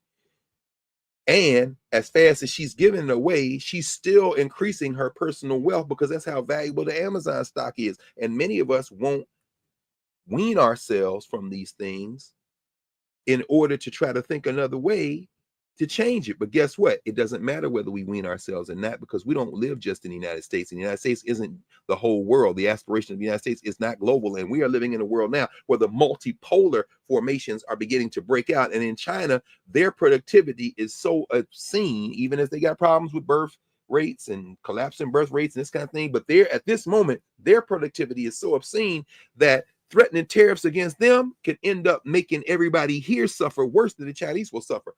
Not to say they won't suffer, but who will suffer? The MAGA people who voted for this fool. And so while specifics, no doubt, hold some surprises, there'll be surprises. That's what the news is for, right? That's what CNN and the New York Times are for. They're trafficking in surprises to keep their profits going. What will remain the same in many countries is a fight over resources and policy making based on racial and class-based logics. In other words, that's going to remain the same. The more things change in this deteriorating world system, the more these essential fights will reveal themselves to be the same. Meanwhile, here's where, beginning with Lena Horne, I think was a brilliant choice, Prof. Telling Nikki Giovanni that this is not who I am. I'm standing in my truth, and I'm standing as a Black woman, and I see this new generation of Black people coming, including you, and I am happy about that. I celebrate that, but I'm also concerned about it because I know what happens when you take your stand. But in our governance formations across the world, what we're seeing is that people are searching for different and better ways of building community and resisting this systemic human oppression that has gone on for too long. Here in the United States, Lamont was mentioning it yesterday on the radio, and somebody found it and put it out on social media. I hadn't seen it. The reproduction of the classic, I think it was Vibe magazine, photograph with Snoop and Tupac and Suge Knight, named the diamond, death row, come to death row. Except now you got Anthony Brown, Congressman Brown, you got Senator Angela Also Brooks, you got Mayor Brandon Scott of Baltimore, and you got Governor Wes Moore in the same diamond. It's like, come to Baltimore Road. It's like federalism is going to take on a different meaning, and we'll talk about this more as we go and get into the new cycle in January. But if you've got a state, we talked about this, we've been talking about this all along, but remember we talking about this, the federalism means something different. States' rights means something different when you got a white nationalist, an open white nationalist in charge of the federal apparatus, all two of the three, and soon all three branches. I'll mention it here since it came to mind. They had legislation that they passed in the Senate. I think it was unanimous, might have been, or close to unanimous, maybe it was unanimous, that argued to expand the federal judiciary at the district court level by adding 66 judges at the district court level, which is where most of this stuff is heard. Federal cases are heard, not Supreme Court. It's the Court of Appeals, and even more so the district court. You get appeal, maybe it's not, doesn't go to doesn't get appealed to the Court of Appeals. 66 judges across the country, which isn't a whole lot, but it's a whole lot better than what they have now. They got to increase these number of judges. So the vote was held before the election, so that it was bipartisan. In other words, whoever wins the election, we're going to space out these 66, a third for 4 years, a third more over 4 years, a third more over 4 years. So over 12 years, 66 judges are added. So it means that whoever wins the election presidential election will not be able to nominate more than a third of these judges. So the first third of the judges would be, of course, the first 22 of the judges would be Donald Trump. But nobody knew that when they passed it in the Senate. The House of Representatives sat on it, the MAGA Muppet, Mike Johnson. They sat on it. Why? They wanted to see who was going to win the election. Trump ran now and won. Now they said, let's pass it now. They said, oh, Democrats like, slow your roll. Y'all waited. It'll still be 4-4-4, to quote Moses Malone. It'll be 4-4-4, 22-22-22. But this first 22 will be your man, and you waited to see. You didn't do it in good faith, so therefore, maybe we shouldn't vote on it. So anyway, that's the footnote I was going to mention in terms of this question of governance formations. And during governance formations, though, people are standing in their own power. So we're not talking about the social structure. We're talking about the governance structure, who Africans are to each other. Nikki Giovanni and Alina Horn are having a conversation in the governance formation, who blacks are to each other. They're doing it in a black space, Black Journal, that like Soul and these other places where spaces where African people were being who we are to each other with cultural meaning making and movement and memory in those spaces, ways of knowing, and it reinforced the way we think about it. There's a reason why Gil Noble entitles his memoir, Black is the Color of My TV Tube. People trust it like it is. No, Stephen A. Smith is Gil Noble, who will come in and interview people and talk with people and put it out there. And you can do that on a non-scared American broadcast corporation. ABC, of course, this week, Sister Ike and I had a little bit of an exchange. I understand exactly what Ike was saying as a lawyer. If she was working for Disney, she said she would have told him to settle too. I'm thinking more broadly. I'm thinking much more broadly in terms of what has to be a fight back. But we understand in a white supremacist society that I'm not being naive. I am being, however, aspirational, because I do understand in a white nationalist society that what Disney did is absolutely understandable. And there are not enough John Browns, whether it be Keith Olbermann or Rachel Maddow, whether it be, who would say that was criminal. That was an immoral offense that you did. You would have won that case. And there's nobody legal scholar who would say that they didn't have a strong case after all. As you said, Prof, George Stephanopoulos would have a strong case, but maybe Stephanopoulos loses his job now. Why? Because these companies, these news, entertainment, mass media companies aren't about the news. They're about profits. They are companies after all. And so now they are bowing to kiss the ring, and the lawyers are going crazy. The law professors are going crazy. I'm not talking about the pragmatists who would say what's best for the company. I'm talking about the people trying to stand in our common humanity, who would say, even on the legal grounds, you have a very strong case. So at some point, don't be scared, but you have to be scared. Why? Because your fear is based in that same white supremacist logic that Elon Musk and his mom shared with Donald Trump and Junior Varsity Vance and everybody else. So these local governance formations, which are not that, across the world, still searching for ways to be different, to be better. And the center of these racial oppression logics are continuing to shift in the wake of that. Meaning what? You can, as you said, Prof, less than a tenth of the world is white. Millions of people are poor. The white elites running everything, now dropping all pretenses. The white politicians in places like the United States and Germany and France are showing their ass and saying, Nigel Farage. Now you see Elon Musk with the guy Farage, the Brexit leader in Farage. Now Musk is talking about him. He using his apparatus to just basically say all bets are off. Y'all done conceded the political apparatus. You could have had an easier way to do it. And since you didn't do that, now I'm running things. I'm just coming out with the straight sledgehammer, whether it be England, whether it be Germany or the United States of America, where I just basically tweet something out and collapse the whole deal. And if Donald Trump don't like it, he may bark a little bit. Then we bring him in and show him the name on the bottom of his foot in his ass cheek, and he get quiet. So I don't know that the guy is big enough to go rogue. That would be the president of the United States. After all, there is the 25th Amendment. Notice how Junior Varsity Vance has been kind of quiet, the Manchurian candidate. Well, several recent applications of science and technology. I'm using the conceptual categories in case you didn't know, as I kind of begin to tie some things together in terms of something that, I spent the last couple of days sitting with. This is why I just hopped on the bus, went to New York, came back in the wake of seeing the In Slavery's Wake exhibit that opened a couple of weeks ago at the National Museum of African American History and Culture. Not even a couple of weeks, actually about a week and a half ago. Well, several kind of applications of science and technology, meaning tools, apparatuses for being able to create networks, to communicate, to teach, to learn, to be in conversation with each other. Several applications of science and technology in the form of these museum exhibits that I'm going to talk about now for a minute. evoke the potential. They really evoke the potential to reveal these enduring ways of knowing that African people have grounded ourselves in over the arc of time and space through acts of cultural meaning making. We've used cultural meaning making to remember. That's why you see a Lena Horne. That's why we know a Lena Horne and a Nikki Giovanni. They are cultural meaning makers. They're poets and singers and actors, entertainers, but they also grounded in ways of knowing that they remained true to over the arc of their careers. You know, this isn't, with all due respect, because I haven't seen it. I suppose I will at some point when something I already paid for, it appears there. Apparently it's the part 1, and there'll be a part 2 in this money-making enterprise called Wicked. So I don't know what Cynthia Erivo is or isn't doing, but I do remember Glinda the Good Witch and the Wiz.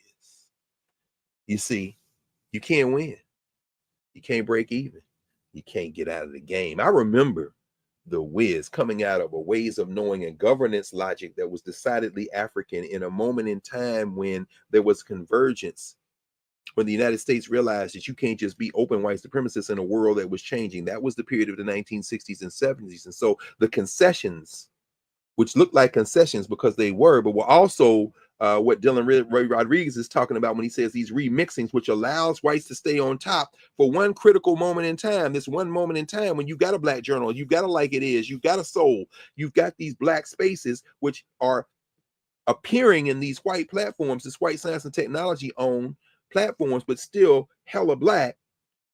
What ends up happening over the arc of that? Those things are emptied into this white void that allows that white void to recalibrate itself and remain in the hierarchy, remain number 1, remain in that ordinal classification by absorbing that kind of content. And so they're not doing it because they want to, the handful of heroic white figures who would champion those kind of things notwithstanding. They're doing it because they have to.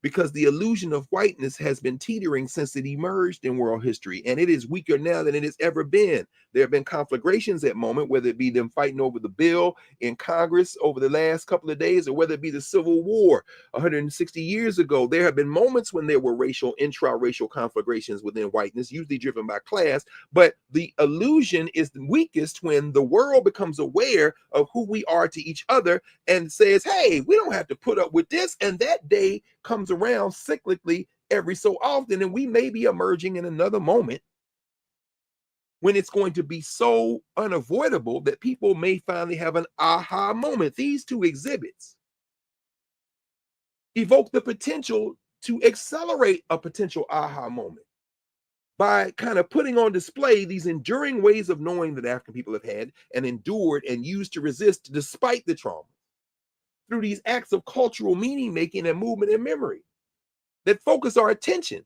They'll focus our attention on being able to see this unbroken arc of memory that might allow us to regain our momentum. But the question we have to ask ourselves, as I kind of now bring in the two exhibits, is how does remembering free us? How can it help freeing us? People ask all the time, what is the value of this Saturday after Saturday to Saturday? What is the value of narrative in Nubia? What is the value of everyday and narrative in Nubia? These huge compendiums, these book lists, and these bibliographies. What is the value of the live conversations we have on everything from yoga and astrology to meta nature and general history and culture and Africana studies, which is the grounding framework, even as we struggle to imagine it, because it's a very difficult thing to walk away from a thing that has taught you to worship it. Ask anybody going to church or mosque or synagogue. But the point is this: the whole process, what is the value of study and conversation if it doesn't lead to freeing us? But how do it free us, as Sonia Sanchez would say? Well, this 250th session, and we're at 250 now. You know, the 2 points of entry that I want to turn to now for a couple of minutes is Flight into Egypt. This is a catalog which I would say is worth purchasing. This is, as I told y'all before, this is Flight into Egypt. This is where I went yesterday. Flight into Egypt, Black Artists in Ancient Egypt, 1876 to now. And the exhibit that just unveiled on Friday the 13th of December at the Smithsonian, In Slavery's Wake, Making Black Freedom in the World. These two things. So you would think on its face, classical Africa and Africans since the interjection of the social structure, human trafficking trauma. except this ain't classical Africa. This is how Black people engage with classical Africa. And it is a remarkable exhibit. The fact that it is at the New York Metropolitan Museum of Art, where there is a tekken known as Cleopatra's Needle outside the building, because the Egyptians, gave it to the English, where there is a whole wing built to house an Egyptian temple that another Egyptian government gave to the Americans. This is after, of course, the government of Gamal Nasser flooded out the Nubians to create Lake Nasser and power the Egyptian aspirations, the national aspirations, and they had to move Abu Simbel, and the Americans, the British, and others helped them move Abu Simbel, the temples of Ramesses II and Nefertari, where we go every year. And by the way, y'all better get in where you fit in, because the applications are open. The deposits are now coming in for our trip first 2 weeks of August. So we're going first 2 weeks of August every year. If you just look on the Kemet Study Abroad website, you can see that. Somebody drop it in the chat, in both chats, with you, the newbie and the YouTube chat. I know y'all can look it up very quickly if you know. Some of y'all are already going, but I want y'all to encourage y'all now to go ahead and get those deposits in, because this is going to be, last year was incredible. The year before that was incredible. Every year we get better at this, and we've been doing this now for a long time, and we tired of people who've been doing it since the 1950s. Shout out to Yosef Ben Yakin, who has a book on display, In Flight into Egypt, which brings me back to the point. There is one of the study tours is featured in Flight into Egypt, Kemet News study tours, which is, of course, Ashraf Kwesi and Mary Rakwesi, who've been doing this since the 1990s. And of course, Ashraf Kwesi has been going with Dr. Ben since before then. So there are a lot of people who go on tours. This isn't a competition, but you go with us, I think it's a very distinct experience. Of course, we have the finest Mennonite student and teacher, I think, in the country, in the world, really one of the finest in the world, Mario Beatty. And there are many others who went last year, the great Benachi Montgomery, who has a new book out. By the way, I may pick that up in a minute and show it to y'all, go in the corner and get it. But at any rate, went with us. Shout out to Detroit, the Eye of Heru study group. We have a hell of a convening. So if y'all want to go, I'm just letting y'all know. So the Flight into Egypt exhibit really isn't ancient Egypt. It's how Black people look at ancient Egypt, but the narrative itself speaks to the possibilities and the limitations. And I'll talk more about that. In Slavery's Wake, which is a gloss on a book called In the Wake by Saidiya Hartman, talks about in the wake of slavery. And I'm gonna come back to that in a second. But these two exhibits, I think, Flight into Egypt at the New York Metropolitan Museum of Art, and In Slavery's Wake at the Smithsonian Museum of African American History and Culture, they will allow us to reflect on key lessons learned in our efforts to harness the momentum of African memory as a tool for achieving and maintaining liberation as we enter this 5th year of our collective work, because 250 sessions adds up to close to 5 years, and we're on the verge of it now. So the question I would raise is, are these exhibits concessions? Are they embraces of a different world? Or are they merely a shuffling of modalities without displacing the hierarchies of Black institutional subordination? This is what McClyde is talking about, Du Bois is talking about. You move the furniture around, but ultimately you're still number one. Still number one, right? You're still number one, to quote KRS-One. You're still number one. And so the hierarchy doesn't change. It's the Met. They had an exhibit on the African origins of civilization a couple of years ago, which was very interesting, where they took things from the Egyptian collection, scattered them throughout the museum, and put them in conversation with other pieces, Black and otherwise, around the museum to see the influence. It was very interesting yesterday to go into the exhibit here, Flight into Egypt, and realize that it is virtually completely separate from the wing of the Met where all the Egyptian stuff is. Because, all these these crime scenes of settler colonialism, these crime scenes of white nationalism, celebrate themselves and teach their children to celebrate them through the museums. They isn't just the schools. They're fighting over CRT in the schools. Let me tell you something. I think it was the New York Times this week that had an article. Maybe it was Financial Times, maybe it was Harper's, maybe it might have been the New Yorker. Anyway, I don't remember. But the point I'm about to make is the article was saying that teachers close the door and do what they want to do. They're not really worried about, many of them, not worried about, not to say there isn't a concern, but yeah, the battles that are being had by the policy people. In fact, it reminds me of the AP course, the AP African American Studies course. Some of my friends arguing over what's in the curriculum, what's not in the curriculum. And the more they argued, the more it was clear to me, y'all not teachers in K-12. See, I know K-12. I spent a lot of time in K-12. Some of my best master teaching lessons was sitting, listening, and being in conversation and working with young people in kindergarten through 12th grade teachers. You close that door, you do what you do. Some of my friends, well, this isn't in the intersectionality is not in critical race theory. Hey, everybody, oh, you're not a teacher.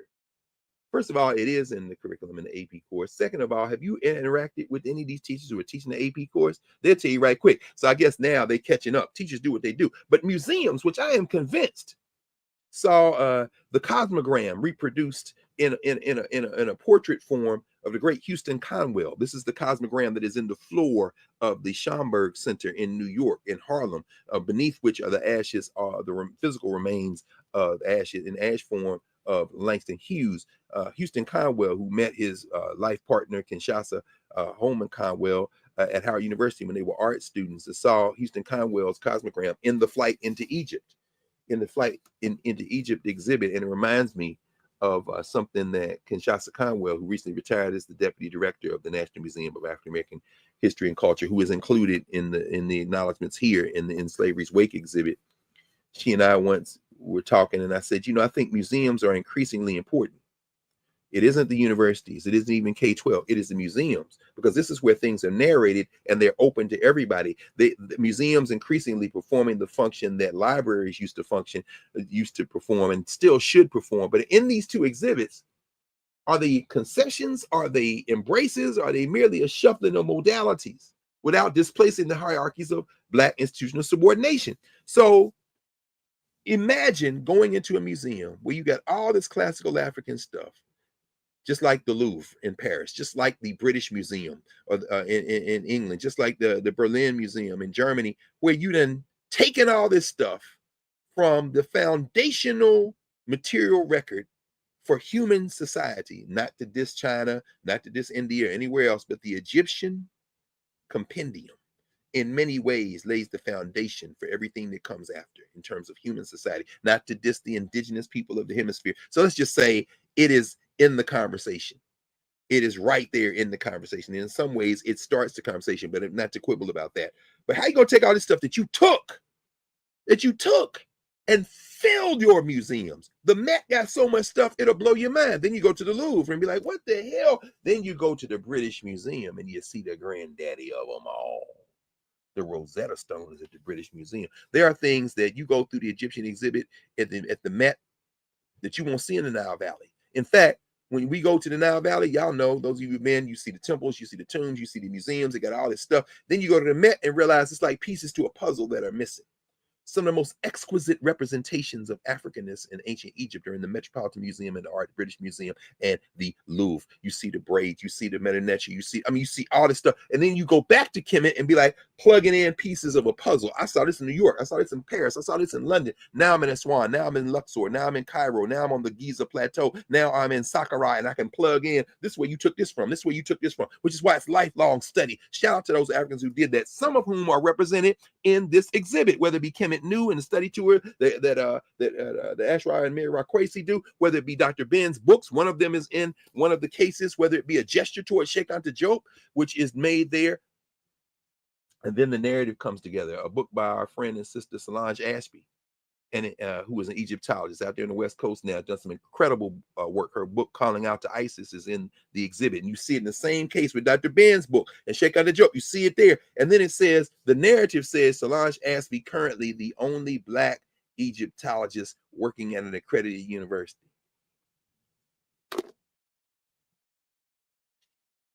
Now I know what they mean with a degree. We had Qual Andreas Woods at Howard University, who got a degree in Egyptology from Brown University before they closed their program. Qual is now, he and his wife are doing an independent Black school, the Wilson Baker Institute here in the DMV. So he left the academy. But we're not looking at that in terms of somebody with a PhD in the field, because there's no finer student of the language than Mario Beatty. And he's at an accredited university. But see, the problem is you narrate this in a way to bring it always back to me. Bring that shit to me. Bring that shit to me. Bring it back to me. In other words, this institution is reinforcing white supremacy. How can you say that when they have all this black stuff here? Look at how they're narrating it, friends. You go in a little room, they got all the music playing. Well, much of the music playing that was inspired by Egypt, because Flight into Egypt is about black people. It's taken from a Henry Ossawa Tanner portrait, Flight into Egypt, which opens the exhibit when you go in.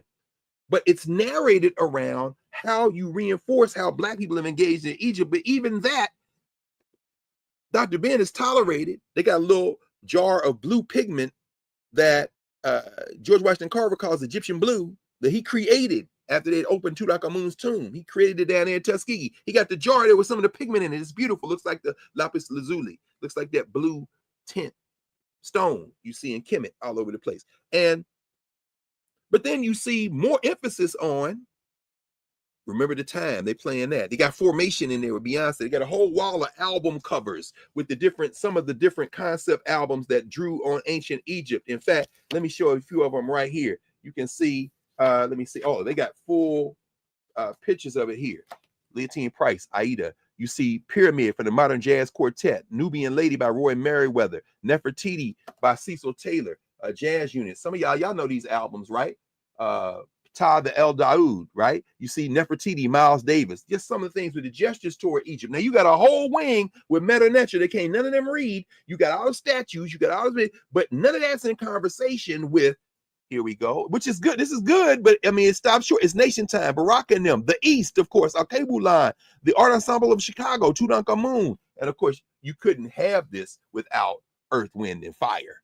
They got 3 Earth, Wind, and Fires, and you could quibble. You got Egyptian Lover. Y'all remember that? Okay, that's over here. Now you got the statues, and you got the meta nature, and all. I mean, you could go on. You got, this is all album covers. They got a whole war. Before there was Earth, Wind, and Fire, there were the Pharaohs out of Chicago. You see them down there, Awakening. So it's all very good.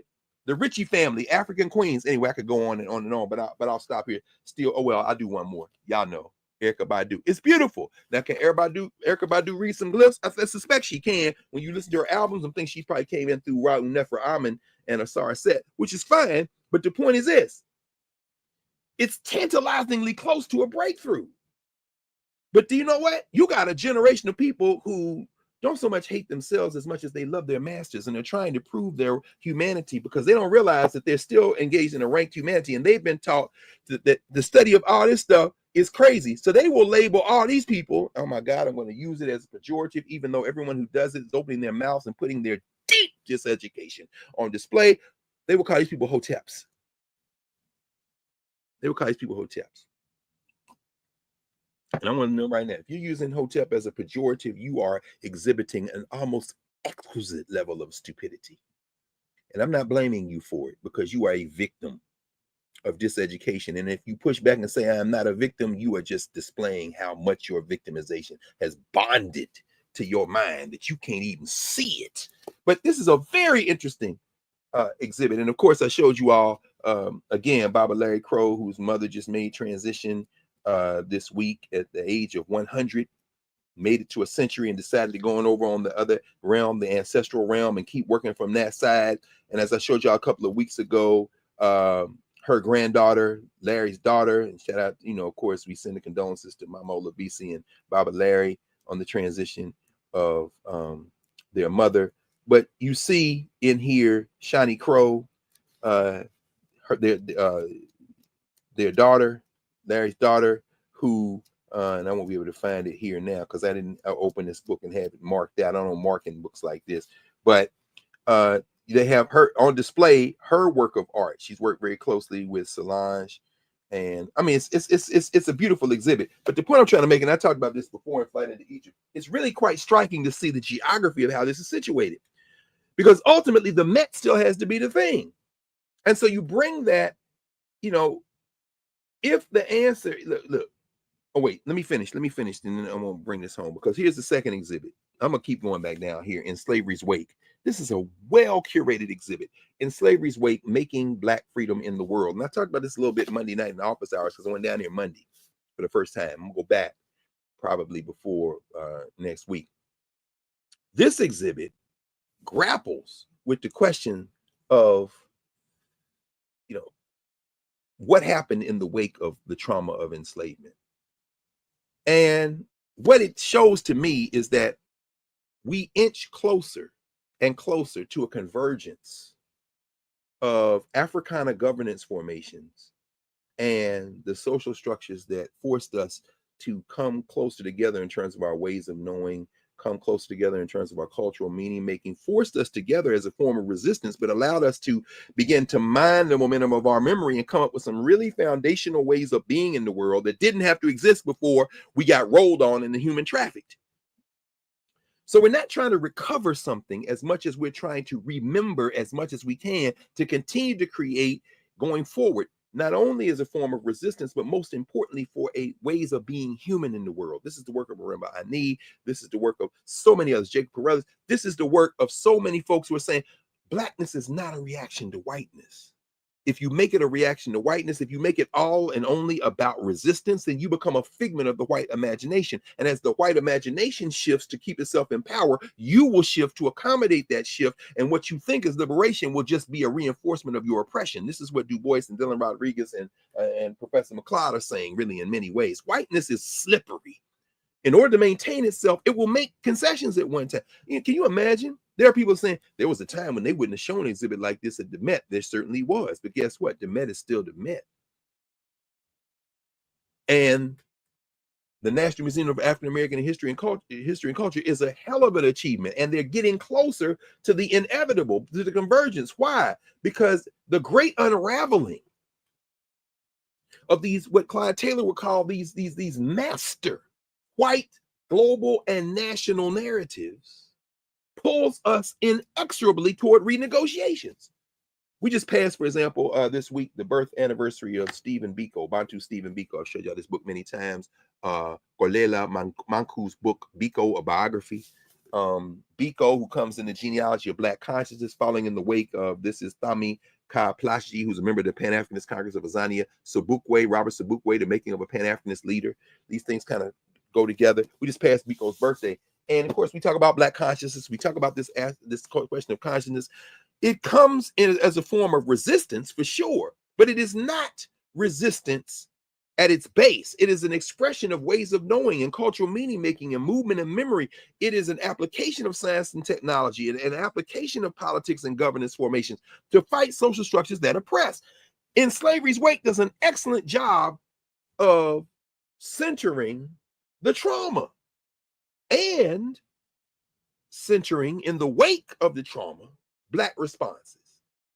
So it's very important to understand that, because Biko was raised and then murdered during the period of Elon Musk's mama. So while they talking about these are beasts, you got to have population controls, you got these Africans are fighting back. And you have to understand that going through in the wake, going through Flight into Egypt for me reinforced the power of independent Africana self-determining movements. Because in Flight into Egypt, you're looking at cultural meaning making, you're looking at movement and memory, you're looking at governance formations that were Black, not just Black artists displaying themselves in white spaces like Kara Walker. They had the drawings for her. I think she called it the Mammy Sphinx, the Sphinx Mammy, the one that was made out of sugar. I've never really been into Kara Walker as such, because I understand sometimes spectacle. I'm not talking about her genius. I'm not talking about her interpretive ability. I'm not talking about her gifts. I'm talking about the uses of Blackness in white spaces. And, provocation is cool, but ultimately life's too short for me to just spend my whole life being provocative in white spaces. And I understand there's a role for that, not dissing it. I'm just saying it's not for me, and it's not going to free us. At least it won't be on the front lines of freeing us. But many of the things that are on display here are things that came out of Black spaces, whether it be George Carver working at Tuskegee, whether it be those musicians working in Black spaces with cultural meaning making and attaching movement and memory. Although they had 3 Earth, Wind, and Fire covers. And I'm like, where's the great Randy Weston, who grounded his entire body of work in Africana memory, who made it into his 90s, this Garveyite, this son of Pan-Africanism, who spent so much time in Africa. Where is Kepra, the cover of his album where he has the homage to Sheikh Anta Diop? Where is the pyramid and the Sphinx and what is it? The 3 pyramids and the Sphinx. If you ever get a chance to listen to Randy Weston, oh my God, You talk about a piece of music that will bring tears to your eyes and take you right and put you on the Nile. One of the great pleasures and honors of my life is having the chance to know Randy Weston. This man who came on his own expense from New York to come down to celebrate the great Yosef Ben Yakin here in Washington, D.C. when we had the ASCAP conference, who then came to New Orleans and repeated that. Him being in conversation with my man, Nicholas Payton, around the question of meaning making is so important. And so, no, everything good? No, what happened? No, I didn't mean to do that. Oh, okay. No, I thought you was, yeah. I'm about to bring this plane in for a landing as well. But I want to say, Randy Weston, it should have been an album cover for Randy Weston. Hey, look, they did a hell of a job in Flight into Egypt. So you can't do everything. I'm just saying, Randy Weston from Brooklyn. And it should have been there. And this exhibit is going to be up for a while. So I'm saying there should maybe be a couple of little adjustments. Anybody work at the Met or got some influence with people at the Met? I might even send an email. Maybe stick Randy Weston in there, because Randy Weston is an important figure. And he, in terms of Flight into Egypt, he, in terms of Black self-determination, Randy Weston, who played benefit concerts for the East, Randy Weston was up at First World Alliance. You don't see the study groups in Flight into Egypt. I'm talking about the Harlem study groups. Even as Houston Conwell has a piece of art that is in one of the subway, there are 3 subway stops in New York that have pieces that come out of African people being inspired by Egypt that are, they say the Met says, for the first time in the history of the Met, we're including things that are in the subways and outside of this building as part of the exhibit, even though they predate us. In the case of Houston Conwell, I think that was mounted in 1988, and then 2 other pieces from like 1999. I think were on display. But the Black self-determination has now been brought into the Met, into a narrative that will still resolve itself into come to the Met.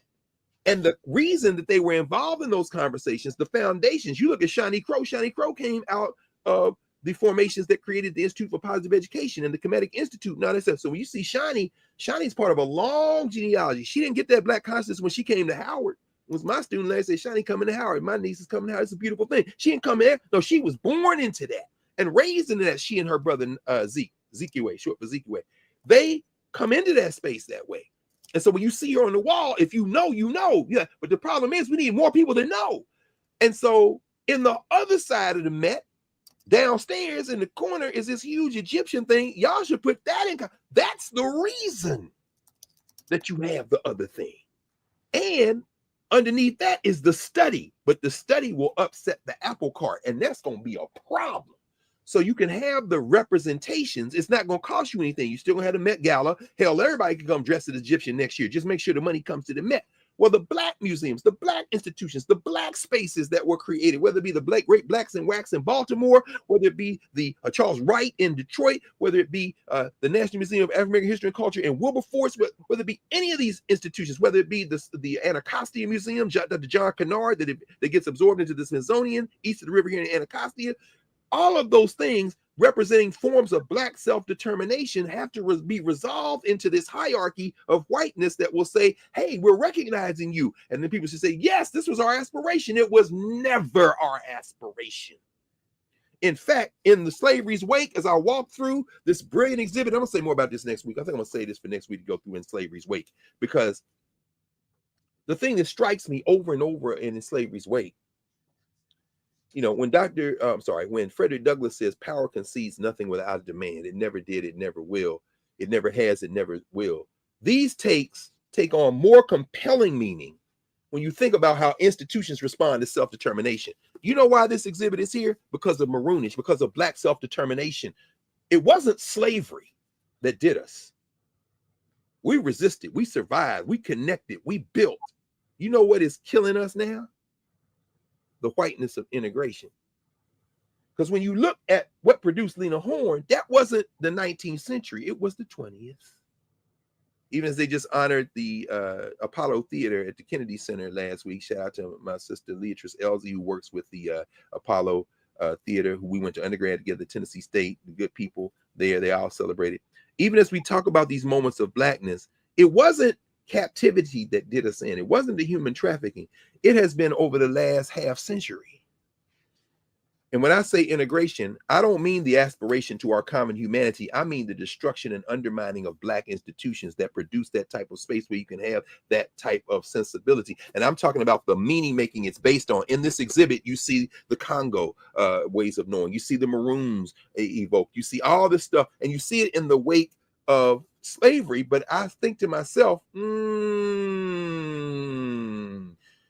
this concession, which looks like a concession, which looks like a remixing, is in fact, they have to change the narrative in an attempt to remain at the center of shaping a social structure that is relying on manufacturing consent. It is not in slavery's wake. It is in whiteness's wake. It's not even just in whiteness's wake. It is in integration's wake. And that doesn't mean that we go back to the time when there's black and white drinking fountains or writing someplace. No. All that stuff has to be smashed, even as Trump and Musk and Stephen Miller and Stephen Bannon and all them want to come back. Ain't coming back. What we have to recognize is that what we have had obscured is the idea that it was the Black self-determination that forced the concessions. We just passed the anniversary of the Montgomery bus boycott. Not only did they stay off the buses, they relied on the Black church, the Black taxi cab drivers, the Black insurance companies. The Black institutions is what made the boycott work, not just going to court with a Black lawyer. Fred Gray still walks to earth with a Black law firm. He ain't working for no white law firm. Separating repair from restitution becomes important in this moment. Restitution assumes that the framework of violence that emerged over the last half millennia, the last 500 years, can accommodate or sustain reciprocity, restitution, or repair. And in office hours Monday night, we were reading and talking about around with our brothers, Walter Rodney. When Richard B. Moore, following him at the conference in 1968, the Black Writers Conference in Canada, says that I want to discard the concept of civilization, because once you accept that concept, you are now in the hierarchy and you can never displace number one, to use the way I'm talking about it. We don't want to do that. We want to retreat into easy conversations and talk about they're hard. Like here, they're saying these are difficult conversations, but we have to have them. They are difficult, but they're easy compared to the alternative, which is what? Resuming the maroonage. Resuming the Black institution building. So, but this is a Black institution, not when you have narratives that anchor your identity in the ass whipping. No, in integration's wake, well, you can't get funding for that. In whiteness's wake, you can't get funding for that. Okay, flight into Egypt. Well, since you didn't connect the actual Egyptian stuff you have, does this mean delusion? Flight into Egypt. These Black people were beat up so bad, they ran to the Egyptians. Oh, if you don't think it's true, read the placards, understand the narratives, understand how it is framed. So I'm going to pause here. I just want to mention that this process for In Class, we're at 250 now. Those early days, I would prep for In Class. We were in lockdown, so I would read, and I had a lot more stuff here that I was going through, and then I'm going through constantly getting stuff, thinking about stuff. And then Nubia narrative is created, prepping for class there, and then office hours. And then reading the books, that changed my kind of rhythm in many ways, gave an anchoring and allowed us more space to join in the Mbangi. That was the whole concept of office hours, coming in, being in conversation. It still is. Now, today, 250 of these Saturday sessions in, with all this institutional apparatus built around us that replicates the institutional Black grounding, which then becomes the foundation for changing the social structure. That's the way you do it. You don't do it by fighting to get 2 or 3 Negroes in there. You fight about building. What y'all doing? Don't worry about what we doing. What do you mean don't worry about what we doing? We're going to put you on display. You do what you want, but I'm going to keep doing this. I'm not coming over there exclusively. Can we talk? Sure, as Tevin Campbell would say, for a minute, but we're not going to stop what we're doing. Well, now, prepping for In Class, every day I'm thinking about that, including folding in the week's experiences, connecting other convenings. Like today, the Mid-Atlantic Conference of ASCAC is going on. So if y'all, somebody can drop it in both chats. I'll see, can I find it when we stop in a second. The Mid-Atlantic starts about now. It's about 10:20, 10:30. We'll be going through, I think I'm getting closing remarks there. It's all virtual, so y'all can register. It's free. Prepping, and then while prepping for office hours, shout out to everybody. Dr. Henderson, newly minted Dr. Michael Henderson, came in, did a brilliant piece of work. Can't wait to read his dissertation. He was quoting Michael Hari in Stolen Focus, thanking you, Prof, for bringing that to the attention of so many other people. He's saying because he studies the brain. He's a brain scientist in part. And one of the things he talked about is he agrees with Michael Hari. It takes about a month of obligation and commitment to change your brain thinking patterns if you can wean yourself from some of this social media stuff. And so, you know, prepping for in class every week involves folding in the week's activities, doing the reading, doing the work. Office hours is a critical point in that. And next steps, as we begin to turn our way toward 2025, next steps mean being in deeper conversation with the living archive. That means the recordings, the transcripts, as you say, Prof, including replies. The way we deal with chat, we don't call it chat in office hours. If people are typing and commenting as we're doing this morning, that's voicing, that's Mbangi, that is community, that is a house without rooms. What you think belongs to you, what you say belongs to us, whether it comes out of your mouth or through your fingers. That is all part, not of a chat, but of a weekly conversation. One that is so rich now that the cross-indexing, imagine an AI that would and then incorporate everything from the so-called chat, from that Mbangi, and create out of that this incredible connection, because the torrent of information reveals that narrative is the key. People say scholars produce new knowledge, whatever. That's always been the bailiwick, but what is the goal? Is the goal for somebody to say, I'm smart, look at me, I got a book, I got a contract, I got tenure, I got a promotion, I got a MacArthur Genius Grant? No. The tenure, no. The goal is to enhance our common humanity, to recruit people into the work in order to accelerate a critical mass shift in thinking. So when that happens, that informs action. Don't conflate this with recruiting to take action. Don't conflate it without simultaneously lengthening our memory to gain the momentum of memory. You go to a museum, you see an exhibit, it inspires you to think, what is the story behind these pictures? What is the story behind these people behind the pictures? Where are they now? If they're gone, what did they connect with? And who can I deal institution building with? Not how can I too join the net? Because they weren't conceding. They were including for a reason. Some pause there and we can pick up. Hey, and even the dissertation, the brother that paused his dissertation. Yes. Because he was influenced by what happens here on Saturdays and Mondays. That's the work, right? You're writing a dissertation that's not just this document to get a PhD, but hopefully a blueprint to get some done, right? Yes. I mean, it should be the blueprint for planning, for producing. And I love that question. What's the goal? I often ask people, particularly in the chats, you know, when they're commenting into the void, what's your goal? You just want to be in disagreement, or are you actually trying to move the needle in a direction that frees all of us? That's right. If it's not the latter, you can go talk to your therapist. But we're building. Hopefully, you know, add a brick. We are building, adding a brick. And, you know, it makes me think about this. You know, when you read the real-time comments, and you do a lot more of it than I do, certainly on YouTube. That's how I popped in. I was about to comment and I hit a button and it put me. That's good. That's good. But the real-time comments is interesting because, you know, we know people talk about academics writing. And by the way, when Dr. Henderson, Mike, when he said that, you know, have you seen many downloads Angie Porter has on her law review article, her first article? It's like Derek Bell territory.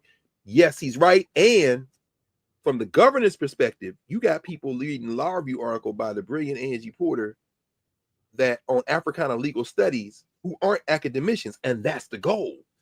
And so now the people at her job, where she just congratulations, she got promoted in tenure, associate professor over at American University School of Law. You know, they're like, where are all these hundreds and now thousands of downloads coming from? Y'all understand, this is the periphery of the work. You understand? And so when you were talking about, you know, talking about the chat, talking about people coming in the chat, coming in the conversation, these real-time conversations have reframed how we think about quote unquote peer review. You know, academics will write something, circulate it, and say, I thanks on the announcements, all my peers. Well, what happens? What happens? What is a peer? The chat is a form of peer review. In class, all this work are acts of resistance. When we talk about jailbreaking the Black university, what we mean is using technology to flatten the hierarchies of access. This is making everybody nervous. Why? I'm at Princeton. I worked out this. I'm at Harvard. I'm at Howard. I worked out. What do you mean? No. The whole illusion that you're in a hierarchy that will get you closer to the number one spot depends on you excluding everybody else but your people. Now we're in a space where this couldn't possibly be the standard. You're absolutely right. It couldn't possibly. It's so much better. than the standard that you have. You know, you only let 19 law students in Harvard Law School, black law students in their first year class this year. 19. Well, guess what? Take that number times 10, times 20. That's the number of people that read Angie Porter's article, because you ain't got to go to law school to read a law review article that's about you. This threatens the foundations of that lie of exclusivity and intellectual work. And everything I've seen in these exhibits, these people were not university people.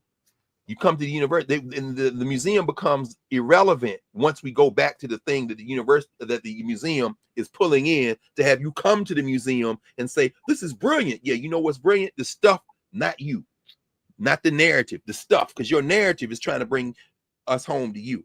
So no, this is incredible. On that note, a brother in the chat wanted to know if you had read McWhorter's piece in the Times, "The Alluring Dream That Black America Needs to Wake Up From," and it's that somehow, and I know you did.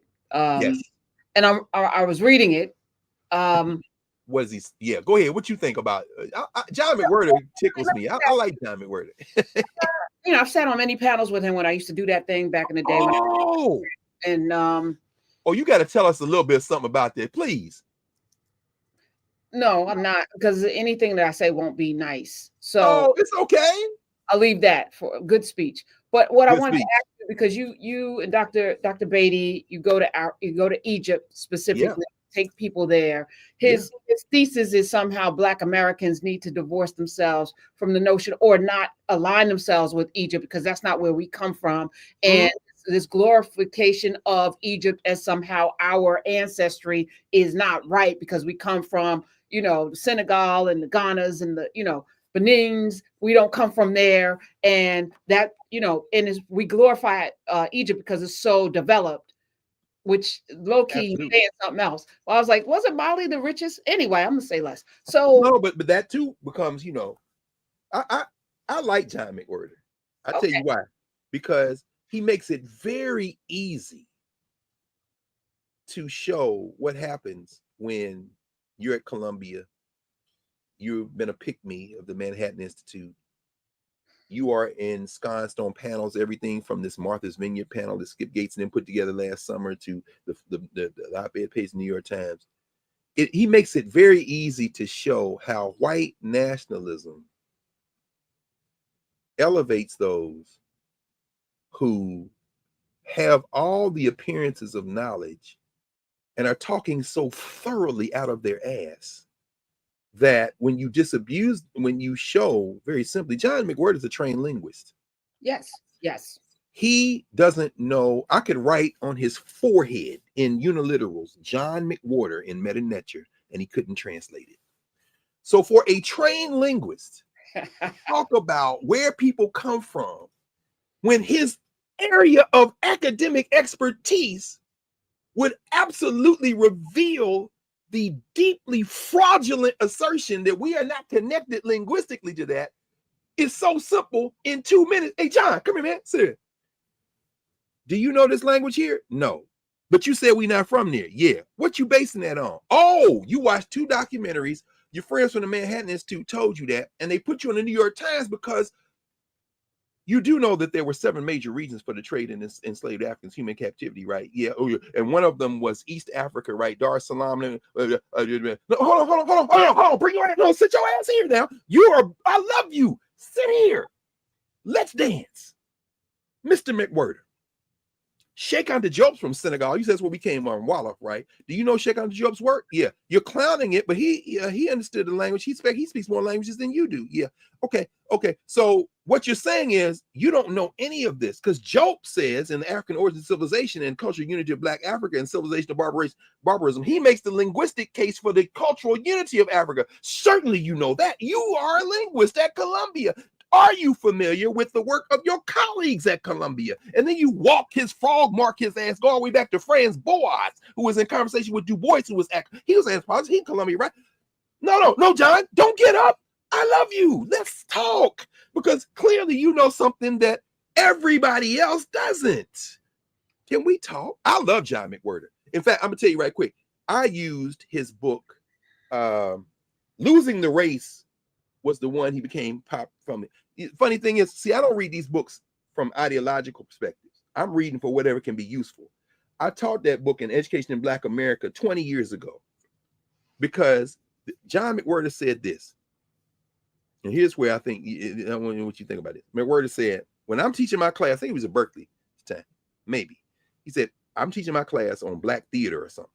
He says, I go back in time to the early 19th century, mid 19th century, and then come to the 20th century. These Black plays, you know, Lafayette Theater, this kind of thing. The students are acting bored. They don't understand. Then I'm showing some films from the 1930s, 40s, 50s, Imitation of Life, you know, Stormy Weather, Lena Horne. They like, okay, and a little bit of it. Then I get to the 70s.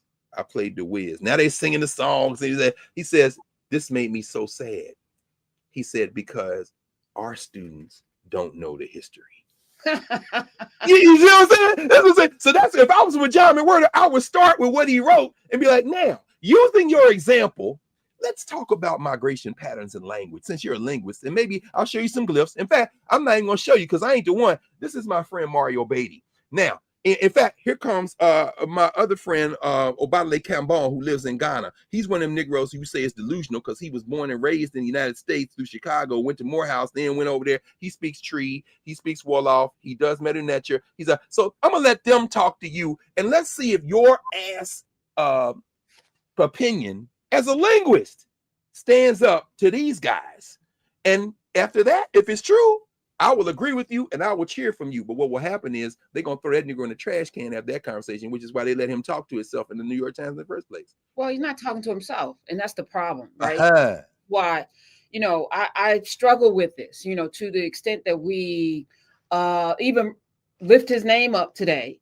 You know, for me, it's not to denigrate or to destroy John McWhorter, but to say, like, we need to be more discriminating with the information that we allow to represent us, right? So his thesis is that Black Americans have, you know, the flaw is in attaching themselves to Egypt. You go to Egypt.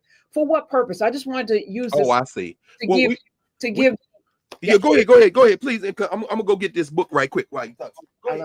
So yeah, no, I just wanted you to explain why Egypt and not Mali and not Senegal, not these other places. Oh, what yes. country? You know, because his thing is, you know, it's a flight of fancy for us to, you know, imagine ourselves as pharaohs, as Ta-Nehisi wrote about. Like, why not? You know, why can't we be regular tradespeople? And we are all things. That's the point. You're not going to put us in a little tiny box because that's where your folk feel comfortable with us being. We're everywhere. Oh, yeah, exactly right. Exactly right, Prof. Exactly right. I think, well, we go, as you say, we go for it. Well, first of all, it's not either or, because you're talking with Mary Hanani and the folks at Consolidated. There are a lot of people who go to Ghana. There are a lot of people who go to Senegal, South Africa, and we're thinking about adding one or more of those to our itinerary. It's got to figure it out, because it was one year I took students to South Africa and then came back and went to Egypt. And I would do that again. I love Ghana. Mario's been to Senegal a couple of times. I haven't been to Senegal yet, and you know, but so much of what we do is anchored there. Say again. I said field trip. Field trip. Oh no, for sure, absolutely. So it's not either or. But the reason we go to Egypt, of course, is that Egypt is foundational to understanding Africana ways of knowing, as are all the other places. And Egypt is ancient. So one of the things we talked about this in office hours Monday night. We have to displace this idea that pride of place, that being first, is somehow the foundation for everything else. This is what Walter Rodney and Richard B. Moore are really discussing in their conversations at the Writers' Conference in '68. You know, this idea that you got to be first. That isn't enough.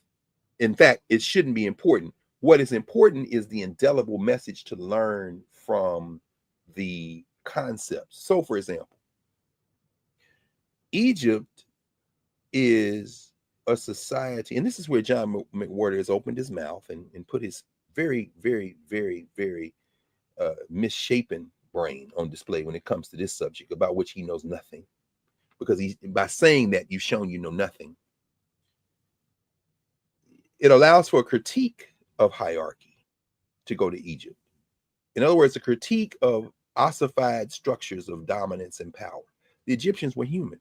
These Africans were human, which means they made a lot of mistakes. This is why we took the time to talk about how Egyptian society was formed. We were looking at social structure a couple of months ago in the African States class on Monday nights. So when we go to Kemet, we are not looking for pharaohs alone. We're looking for the people of that period. And the reason that is important is the material record of those people is there in abundance, the writing.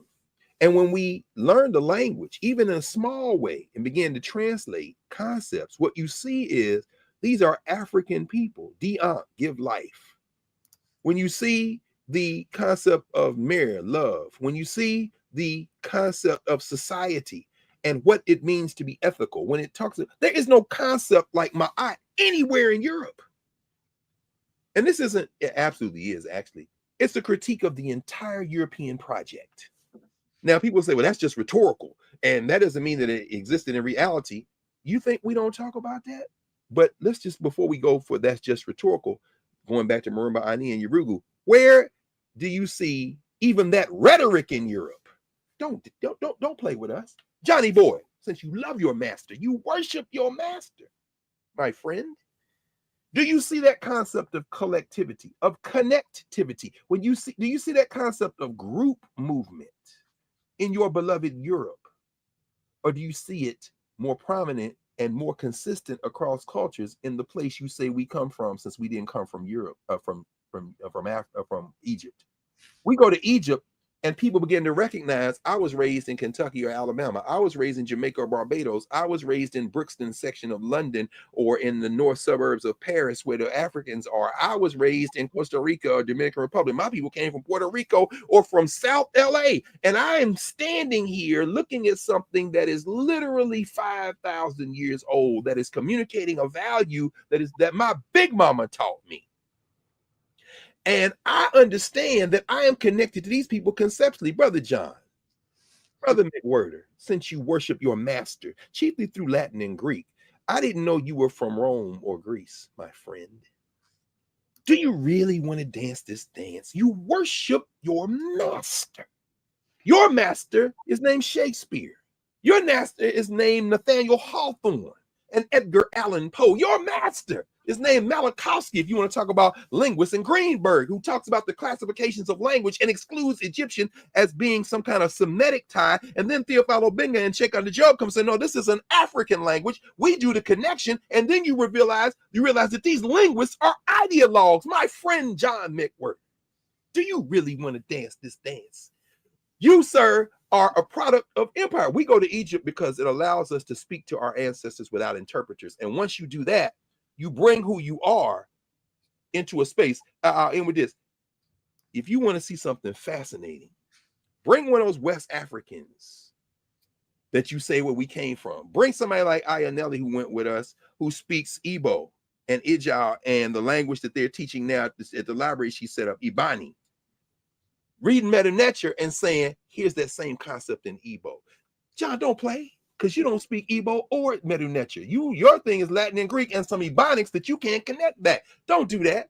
Or do it, please. In fact, we should invite him in. See, can we get John McWhirter in office hours? Y'all have to come see that on the other side. The book I came to get is this book. If we're doing this, I can make that happen. So yeah, please, let's get him and Mario in, and we sit back and eat our popcorn. All right. He said, Black America tracing itself to Egypt makes as much historical sense as with Czechs deciding to celebrate St. Patrick's Day, seek out first editions of James Joyce, and favor tartans as an expression of being European. That, to me, captures everything that you just said. Absolutely. Because those same Czechs go to church, don't they? I didn't know they were Hebrews. Ooh. Don't play John McWhirter. Come on. You're a clown. Okay. You know what I'm saying? How they got a Catholic church in Czechoslovakia? All right. Anyway, John McWhirter is a clown. I'll tell anyone. All right. Listen, this is as we slide into I feel like we're turning the page after 250. Yeah, we are doing something more and different and new, and we're going to be focusing. I want to focus on the tour that you want to take this May. Yes. So the Meta Nature, you guys are going to Egypt again. I may join you this time. I'm looking. In June we're going to be in Galveston. We're going to, so we got so much. Yeah, it's a lot happening in 2025. Oh my gosh, yes. Oh yeah. Hey, look, that would be. Look, I'm gonna say less because there's some people who have said they come with us. I ain't gonna say nothing. till we get a little clear. That's gonna look, because every year we learn. And this, anyway, I'm gonna stop there. We'll pick up. I said I was gonna do this, but maybe I'll do it next week. There are some books that came out this year. I'll talk about a few of them next week. All right, we're gonna wait till next week. Okay. Oh well, no, I mean, I'll tell you what. Come back here. I'm not gonna talk about any of them. I'm just gonna show y'all some covers, right quick. This is an excellent little book on, Charles Young. Remember Colonel Charles Young? We talked about him a lot. This is a book that came out this year, Buffalo Soldiers in California. Charles Young and the 9th Cavalry. Remember Charles Young, there's Colonel Young. Colonel Charles Young and his brothers helped pave what became the national parks in California. The sequoias, this is it, Buffalo Soldiers in California. This is a book not on African people, but it's very important because it talks about the indigenous people in the United States. Bill Vaughn's book, The Plot Against Native America, the fateful story of Native American boarding schools and the theft of tribal lands. Talk about diseducation. They did on the African people here. Herb Boyd and Don Rojas. I want to be in conversation with these brothers. Malcolm X, the CIA, and other blacks. Hakeem Abudi just published this. Very interesting because it traces how Malcolm, at the end of his life, traveling internationally, the CIA is following him all around. Very important. The great Martin Kilson posthumously published his book, Black Intellectuals and Black Society. Cornel West wrote the introduction. Martin Kilson is walking through Black intellectuals in the 20th century. His chapter alone on one of his juggernautes, the great Horace Mann Bond, Dr. Henson knows who that is, of course, at Lincoln University, it's worth it. I'll do just a couple more. In fact, let me switch it up a little bit and pull out a couple of books of poetry just for now. And actually one of the ones that, and I'll do one graphic novel. Okay, these are the last 5, right quick. I'll do the academic books first. This sister right here, Justine Hill Edwards, has written an excellent book on the Freedmen's Bank. It's called Savings and Trust, The Rise and Betrayal of the Freedmen's Bank, established 1865. Very interesting book where she traces the banking history of the Freedmen's Bank. The other academic book of the 5, Manisha Sinha's book, and I've talked about this before, The Rise and Fall of the Second American Republic, Reconstruction, 1860 to 1920. Again, this is the pivotal moment in U.S. history in many ways for African people. That brief moment after we killed some Confederates, make those rebels dance. A book of poetry, and there are a couple that have come out, but I'll save some of these for next week. My man Frank Walker.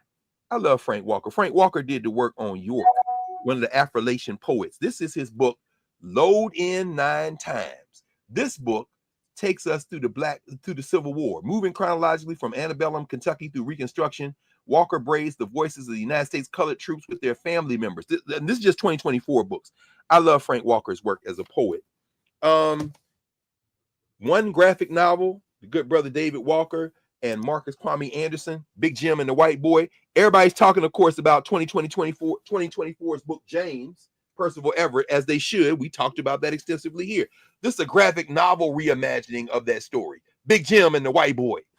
Hey, I love this graphic novel. It is so moving and hilarious. Finally, a book that you've talked about because you talked with the editor, the surviving son of Amy Jakes Garvey and her husband, Marcus Garvey. Ta-Nehisi Coates, of course, writing the introduction. This is an excellent book, y'all. Paul got a piece in here. Justice for Marcus Garvey. Look for me in the whirlwind. Joe, do that, man. This easy. Do everybody else who's in jail for weed and all that other crazy stuff, but do Marcus Garvey, man. And while you're at it, Leonard Peltier and Mumia Abu Jamal, but we know you're too scared to do that. But maybe you do that. Maybe even Baba Imam, so-called H. Rap Brown, Jalil Amin, but you ain't gonna do. But at least, hey, this one's easy, man. Justice for Marcus Garvey. Anyway. I mean, he wasn't too scared to let that pay cash for children judge off. If that judge in Pennsylvania could get a pardon or a commutation of sentence. Yeah. Well, you're judging them by the content of their character, not the color of their skin. White supremacy displaces the content of their character. Their character is white supremacy. Anyway, you're right. Oh man, wow, we covered a lot today, but 250. Hey, listen, thank you, Prof, because it wouldn't be 250 if they weren't for one, and one is because of you, and we owe you an eternal debt because I'm here because, like you, I'm a product of everybody who taught, who surrounds me, and for you to do this at great sacrifice. We don't see all the other stuff that enables you to do not just this, but to create these other spaces in great opposition. as I say, when I walk in that palace, that is the Sirius XM headquarters, and see them big control centers, and these, I'm saying, this is not a place where I'm like, I'm just sitting here. Hunter is like, what is she doing?